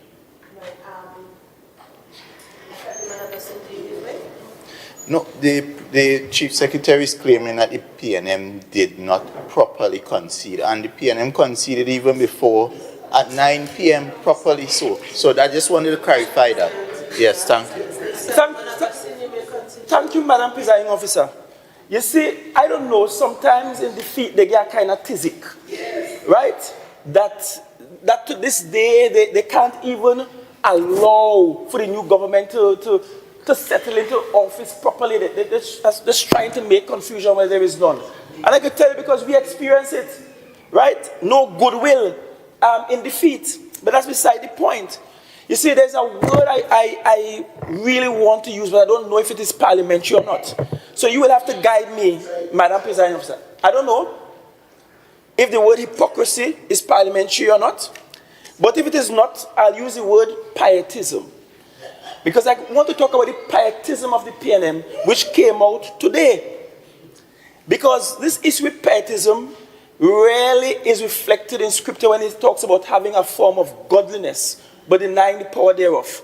About the people who shout, Lord, Lord, but God has not time to hear their prayers. They're not heaven bound. Pietism, trying to project themselves as pious proponents of government, when in fact they're the furthest thing from that. Their sins red like scarlet and need to be washed white as snow. But, Madam Presiding Officer, first thing I want to say is that in my presentation, I took care to talk about the issue of greater autonomy. In fact, I did not even mention the term self-determination or the right to self-determination. And I'll get to the member for Roxo Argyle shortly. One of the first questions the minority leader asked is the issue of how is that to be defined. And I am clear on record, including today, into saying that Tobago and Tobagonians had a process that led to bills that went down to the parliament, and that is the starting point. I have not come here to propose a new bill. I didn't come here to say we should do something different from what Tobagonians did up at Signal Hill in 2014. As a matter of fact, when I searched the records, it's called the Motion of Signal Hill, and that refers to a significant event in Tobago's history where a meeting held at Signal Hill Secondary School. The gathering convened by the Convention of the People of Tobago in 2014 focused on exploring Tobago's autonomy and self-governance, particularly in its relationship with Trinidad. And this is from our own Officer Chief Secretary page. So in other words, the people of Tobago met in 2014, decided we wanted some things, sent it down to Parliament, and whether the minority leader wants to hear it or not, Rowley and his team changed, abridged, took out what they didn't want without properly consulting Tobagonians, and then came back and said, take this or leave it. Yes. When Tobagonians sent bills to the Parliament, you know what it included? A bicameral house, 2 houses. When it came back, they removed that completely without putting any mechanisms in place to check and balance. Yet, they're here today at about pietism, piously talking about respecting the people of Tobago and people of Tobago's voice. Where is the respect for the people of Tobago in that? When Orville sent the bill down to Parliament, he had clear definition for what is Tobago and the authority for Tobago, including Tobago waters. His party all over the island saying they were 200 miles. Half of them can run a measuring tape anywhere. 200 miles. When Rowley bill came back, not a single mile there. Where is respect for the voice of the people of Tobago? That is hypocrisy. That is pietism, Madam Presiding Officer. And so, to stand in this house and behave as though somehow we are muffling, stifling, choking the voice of Tobagonians is being unreal. In fact, they are being unserious at this point.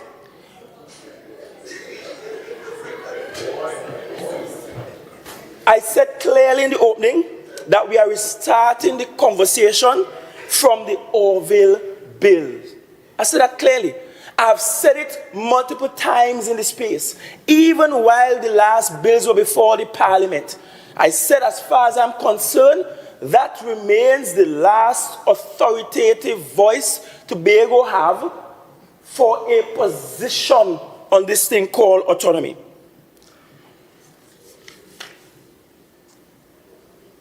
I am also clear in saying that the same fate that befell the Kamala Prasad-Bissessar Bill of 1993 is what happened to the Keith Rowley Bill, the last one, of 2024, were bills of 2024. Sorry, the Kamala Bill of 2013, apologies. Because both arrangements did not properly consult the people of Tobago. For Tobagonians who are listening, when we draft a motion, and member for Roxburgh Argyle, this is a motion, not a bill. This is a motion, not a bill. When we draft a motion is concise. A motion does not speak to every single specific action. And in this motion, there is nowhere in this motion it says that there will be zero consultation with the people of Tobago. And I thought that if the minority felt it was so important for that to be stated in the motion, that they would have preferred at least an amendment. But instead, lazy approach came with a prepared speech, right? I don't know if it's prepared speech coming from Trinidad or still. Members, or if members, yes. Assemblyman Augustine, please have a seat. Again, I'm going to remind you of the protocols of this House. When a member is speaking, you do not interrupt. Please continue. Thank you, Madam Presiding Officer. As at the point of saying, I don't know if the speeches are still coming across the water to be read in the House. By now, they should realize that's a failing political strategy. But without fail, true to form, very predictable, you could have gotten the minority and their response. I want to say on the record that the matrix that was sent to Parliament, the aid memoir that was sent to Parliament, that all those documents were published publicly, not just to members of this House, but for the entire country to see what's in those documents. Those were published publicly. Secondly, well, maybe this is about third now, I wish to correct the historical record, because the both members tried to change the record to make it seem as though PNM was always in support of this autonomy for Tobago. Here is the reality. In one instance, they made up the majority of the Parliament. The sum total of their support was just voting for a watered-down bill because they refused to accept the recommendations from Simongal. Yes. Refused. Felt it was too much for Tobago. Refused. And in 1996, Robinson had to water down that bill, water down the constitutional arrangement, because that was the only way he was going to get support from an incalcitrant minority in the Parliament then. I agree with him that the biggest mistake Robinson made is that when it was 33-3, that he did not give Tobago the full thing. I agree with him. But perhaps if he had done that, he would have get more than a gunshot wound. They might have killed him dead then. Because some of the supporters... Members, I understand that this is a very spirited motion, but I am going to caution you for the last time, Assemblyman Augustine. Please be mindful of your words. You may continue. Yes, sure. You're talking about killing and shooting. No, I was just talking about the historical account of the fact that we had a prime minister where large numbers of Trinis, supporters of the Red Brigade, who felt that he was giving Tobago too much. because Tobago get a little international airport for the first time. Poor fella, right? And a little duck pond down there. Poor fella, we have to wait until between till 86 to get some kind of international port and airport. Trying to move mountains in 5 years, they nearly kill him, man. So if you give away the whole thing, they might kill him dead. But I want to correct the record to show precisely how PNM and specifically Tobago PNM felt. And I want to read an ex-cockroach paper according to the member for Roxburgh Argyle. From the 10th of February 1978, there are 2 headlines in the newspaper. One, PNM against Tobago internal self-government. Yes. And the second headline in the same paper is PNM against Tobago internal self-rule. And in this article, Madam Presiding Officer, we had the following people representing PNM Tobago. Miss Cynthia Alfred, does that name ring a bell? Member of the PNM General Council, employed in the Division of Culture of the Ministry of Education and Culture. Mr. Rennie Matthews, an alderman and chairman of the St. Patrick County Council. Mr. Pitt, spokesman for the delegation, outlined to the committee that the ways and means to which the PNM went about gaining a consensus on the issue of internal self-government for Tobago. The consensus as outlined in the party's memorandum was that it rejected the proposition of internal self-government for Tobago. So when Robinson and Murray and them wanted internal self-government for Tobago, they went and had their own consultation in Tobago. I hear people sign a petition. I wasn't born yet. I hear some sign with left hand, some sign with right hand, and toe and all kind of thing to make up the numbers.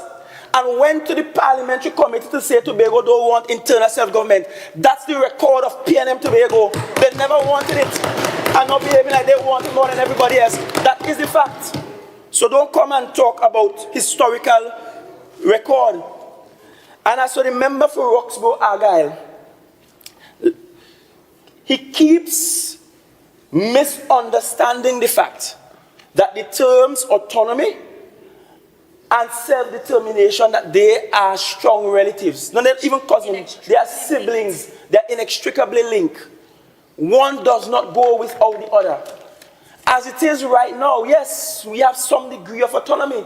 And that's why I always use the phrase greater autonomy, meaning we want more than what we have. But as it stands right now, we do not have any autonomy to determine for ourselves what kind of government we want. We can come in this house as the last motion, and I'm thankful for the member for Scarborough Mount Grace, who pointed out that the last motion this house had before it was squashed to join Trinidad was a motion that says that if we become dissatisfied with Trinidad, we will leave the union and return.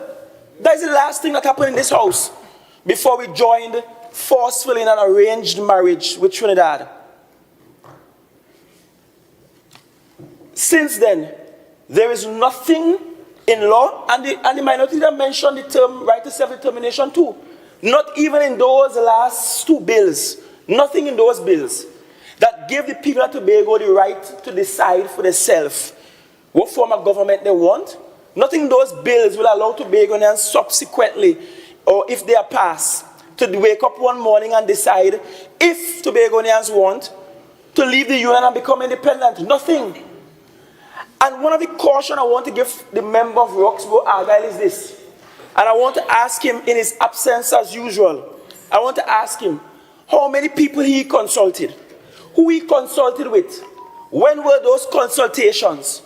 Who tell him Tobagonians say that that's what they want? The last thing Tobagonians said that they wanted from that convention of the people in 2014 that was sent down to the parliament through former Chief Secretary Orville London did not in any way sound or seem like Tobagonians wanted to leave the union, that's Trinidad and Tobago. It was not there. Can anybody in this house say when last a poll was done to see how many Tobagonians favor leaving the union or staying in the union? So why is the member for Roxburgh Argyle advancing a position as though that is the position of the people of Tobago when it is his personal dream for an independent Tobago? And let's be fair, many of us in here have individual opinions about how this union should work. I have those independent opinions too. And Private Farley Augustine sometimes feel as though we're better off just walking away from this whole relationship. But Chief Secretary Farley Augustine respects the fact that Tobagonians have never given me that mandate. And until Tobagonians give me that mandate, I am not going to advance that. And so the member for Roxburgh Argyle, I want to challenge him. Commission a poll around the whole island. Do a non-binding referendum if you want. I have spoken about referendum being an easy way for Tobagonians to more or less decide we want this or we don't want that. People just vote. But right now our constitution doesn't allow for a referendum.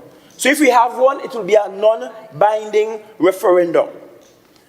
And so I thank the member for Roxburgh Argyle for his recital of the history for the umpteenth time. But for the umpteenth time, we remind him that autonomy and the right to self-determination are inextricably linked. Further, the right to self-determination is a human right. And sometimes I wonder whether it is something that someone can give or not. Like we all have this right to exist, the right to have family, the right to form associations, to join groups, freedom of worship, freedom of speech. And similarly, the right to self-determination as enshrined. And he should go back and listen to my presentation on the 10th of November, 2024, where I did a live broadcast discussing this concept of the right to self-determination and what is consistent with Tobago's position. This motion, Madam Presiding Officer, again, it does not present any new bill on behalf of the people of Tobago. It does not present any new position on behalf of the people of Tobago. It simply says that on behalf of the people of Tobago, there are some actions that both the Tobago House of Assembly and the central government must take. More than that, Madam Presiding Officer, the motion as presented demonstrates that this government is willing to work with anybody who is willing to accord unto the people of Tobago the autonomy, the levels of autonomy that the people of Tobago want at this time.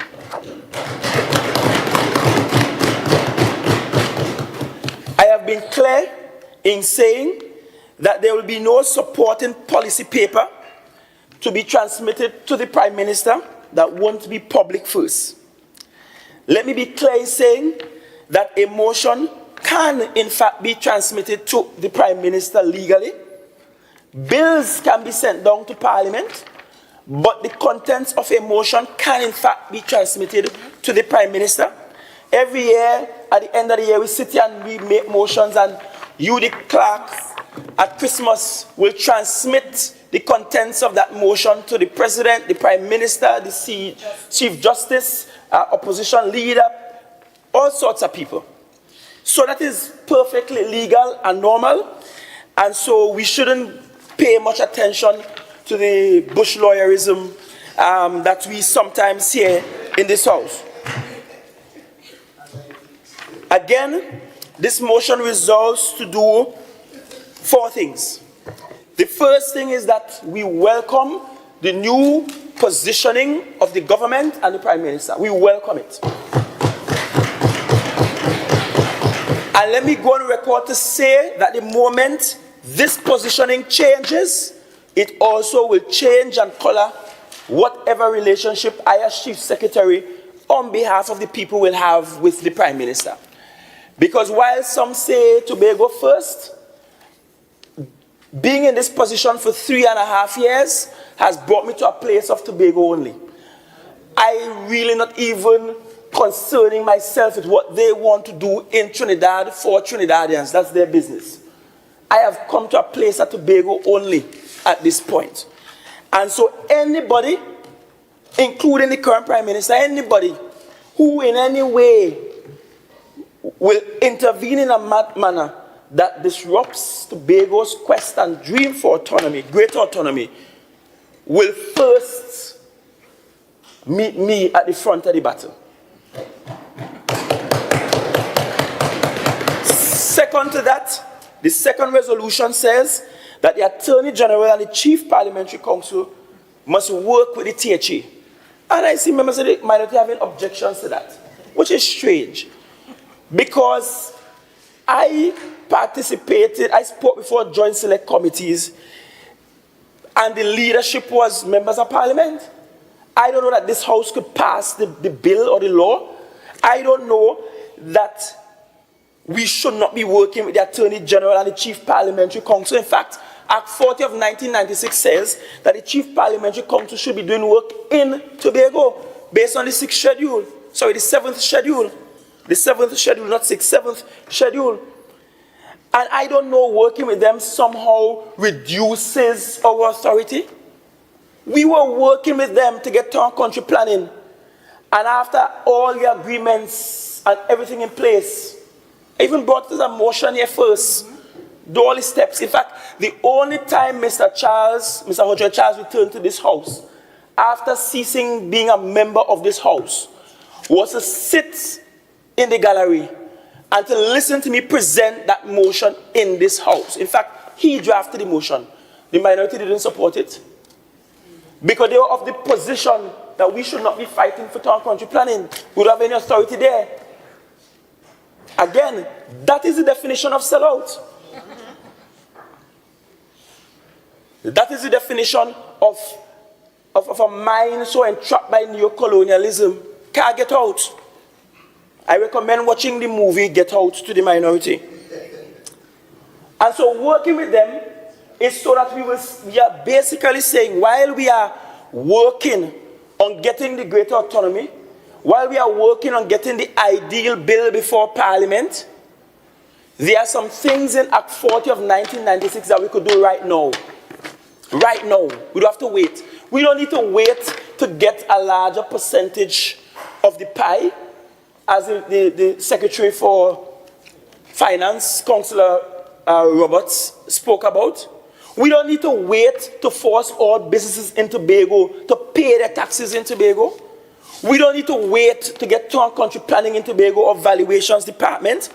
And I know the member for Roxbury Argyle clearly was not listening, because I did in fact list out several areas from the 5th schedule that we have to work on.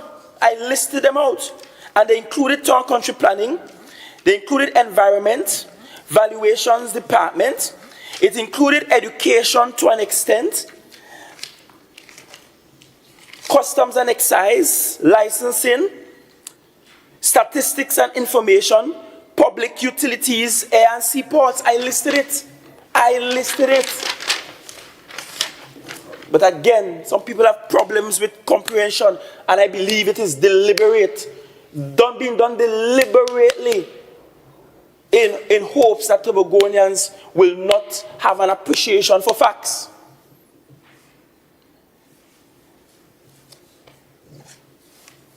Finally, ultimately, we have asked that the government look at the previous autonomy bills. Member, you have 4 minutes remaining. Sure, that's more than enough. We have asked that the government review the autonomy bills that passed through the parliament before. So we are asking them to start from scratch. We are asking the government to go and write a new bill. Review, have the input, have the inclusion of the Tobago House of Assembly. Let us identify areas of consensus and refinement, and then we could reintroduce to the parliament, which is what they refuse to do all the time. Because we would not have been here because we keep saying, don't start from scratch. Take up back what Mr. London sent to you, and let us fix the areas of separation or dissonance or disagreement between the two pieces of documents. And they refuse to do it. Refuse to do it. And to me, that's a simple request. That's not even a difficult request. And I thought that given the minority felt that there should be inclusion of the people of Tobago, although I've stated clearly in my opening that the people of Tobago must be consulted, and that I will remain consistent in not supporting any bill where the people of Tobago are not given prior consultation. I thought they might have made an amendment there and include the people of Tobago. So, Madam Presiding Officer, I'm going to help them and propose an amendment now. And I'm going to propose in the second to last paragraph, right after THA, it now reads, and be it further resolved that the government review all previous versions of the autonomy bills with input from the THA and the people of Tobago, identify areas of consensus and refinement, and reintroduce the bills in Parliament at the shortest possible period. So we are just including the words and the people of Tobago after THA.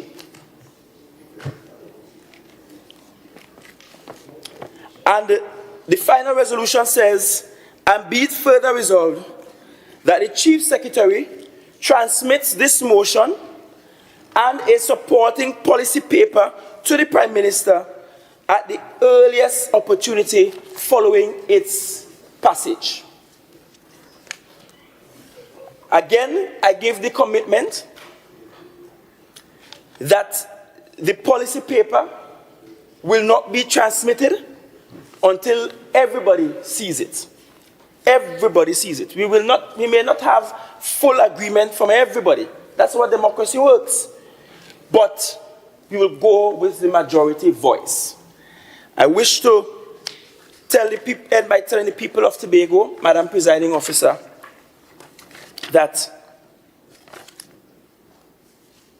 we have been at this for a very long time. We should not be here still.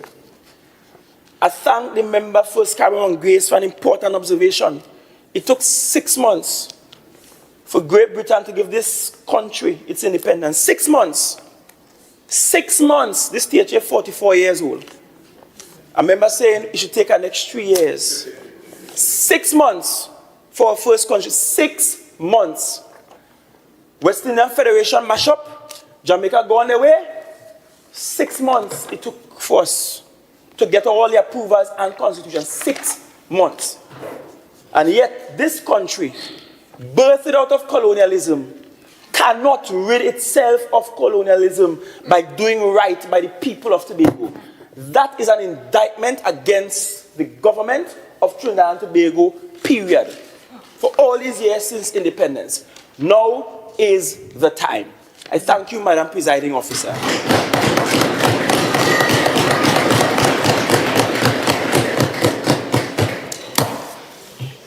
Honourable Member, your amendment unfortunately cannot be done. The question was already proposed and accepted by the House without any opposition. Okay, no so problem. the amendment cannot be executed at this time. So the question put is, whereas the Tobago House of Assembly THA is assigned responsibility for key areas under the 5th schedule of Act 40 of 1996, and whereas limitations in legislative authority, regulatory control, and financing continue to affect the THA's ability to fully execute these responsibilities, and whereas since 1977, following the parliamentary motion moved by the Honourable A.N.R. Robinson, calling for internal self-government, the people of Tobago have consistently pursued greater autonomy to manage their own affairs more effectively. And whereas the newly elected government of the Republic of Trinidad and Tobago has pledged improved collaboration with the THA, be it resolved that this Assembly welcomes that commitment and signals its readiness to work with the government to advance Tobago's development. And be it further resolved that the government, through the Attorney General and the Chief Parliamentary Council, work with the THA to expand its legislative and regulatory authority over key areas in the 5th schedule, and to draft the necessary legal amendments in collaboration with the THA's legal team. And be it further resolved that the government review all previous versions of the autonomy bills with input from the THA, identify areas of consensus and refinement, and reintroduce the bills at the shortest possible period. And be it further resolved that the Chief Secretary transmit this motion and a supporting policy paper to the Prime Minister at the earliest opportunity following its passage.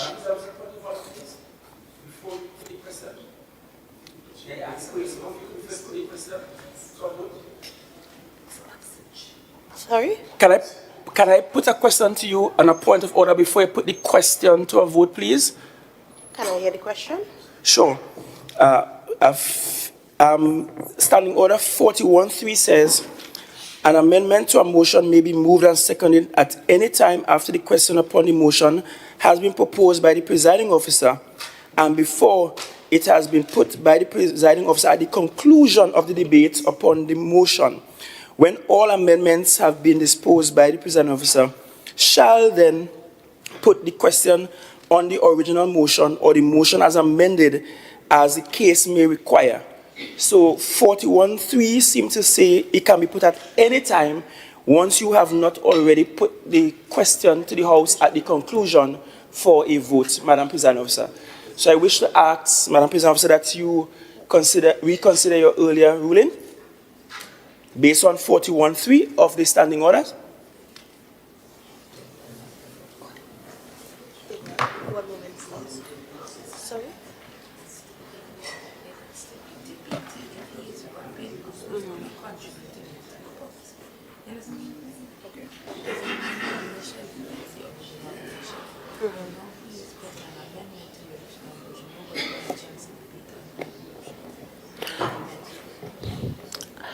Consulting with the clerks, the secretariat, amendments are supposed to be put up for debate as well. Time for debate has since wrapped up. You are actually concluding your motion. So, my ruling stands on this matter. The motion remains the same. I will now put it to the House. All in favor, say aye. Aye. Any against, say no. Division. Mr. Clerk?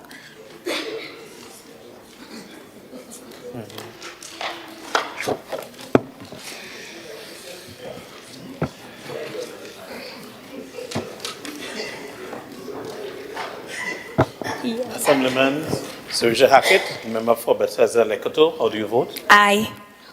Assemblyman Farley Augustine, member for Parallel Lansome, beside, how do you vote? Aye. Assemblyman Dr. Faith Brebner, member for Bergen Glamorgan, how do you vote? Aye. Assemblyman Ian Pollard, member for Misenol Mariah, how do you vote? Aye. Assemblyman Trevor James, member for Scarborough-Moncrief, how do you vote? Aye. Assemblyman Niall George, member for Plymouth Blackrock, how do you vote? Aye. Assemblyman Wayne Clark, member for Lambo Lowlands, how do you vote? Aye. Assemblyman Terence Baines, member for Bethel New Grange, how do you vote? Aye. Assemblyman Megan Morrison, member for Mount St. George Goodwood, how do you vote? Aye. Assemblyman Nigel Tate, member for Singer Hill Patience Hill, how do you vote? Aye. Councillor Tasha Boris, how do you vote? Aye. Councillor Petal Ann Roberts, how do you vote? Aye. Councillor Orlando Kerr, how do you vote? Aye. Minority Councillor Petal Daniel Benoit, how do you vote? Abstain. Assemblyman Kelvin Morris, member for Dalsim Wim, how do you vote? Abstain.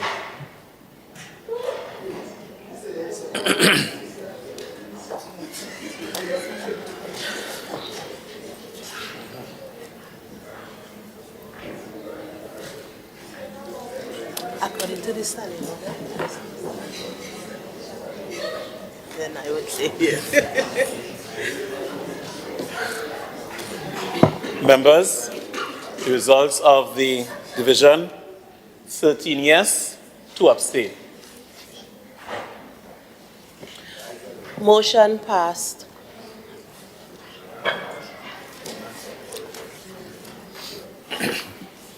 Motion for adjournment. Leader of Assembly Business. Madam Presiding Officer, I beg to move that this House now stands adjourned for a date to be fixed. Honorable members, the question put is that this House now stands adjourned for a date to be fixed. All in favor say aye. Aye. Any against say no. The ayes have it. This House now stands adjourned for a date to be fixed. Honorable members, pleasant evening.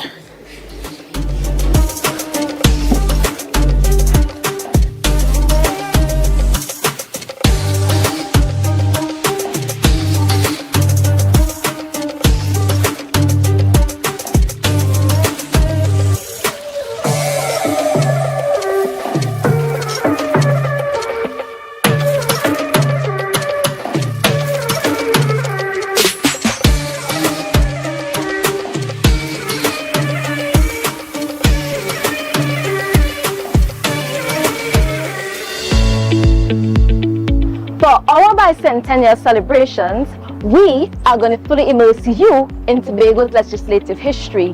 We are going to show you the importance of understanding oneself for the present and future development of our people. And for us, it all starts here. The celebration starts today, April 23. This marks the day that Governor F.P. Robinson laid the foundation stone for construction of the building in 1821. It took 4 years for the building to be completed, and it is considered to be one of the best examples of Georgian architecture in the region. Today, it stands uptown Scarborough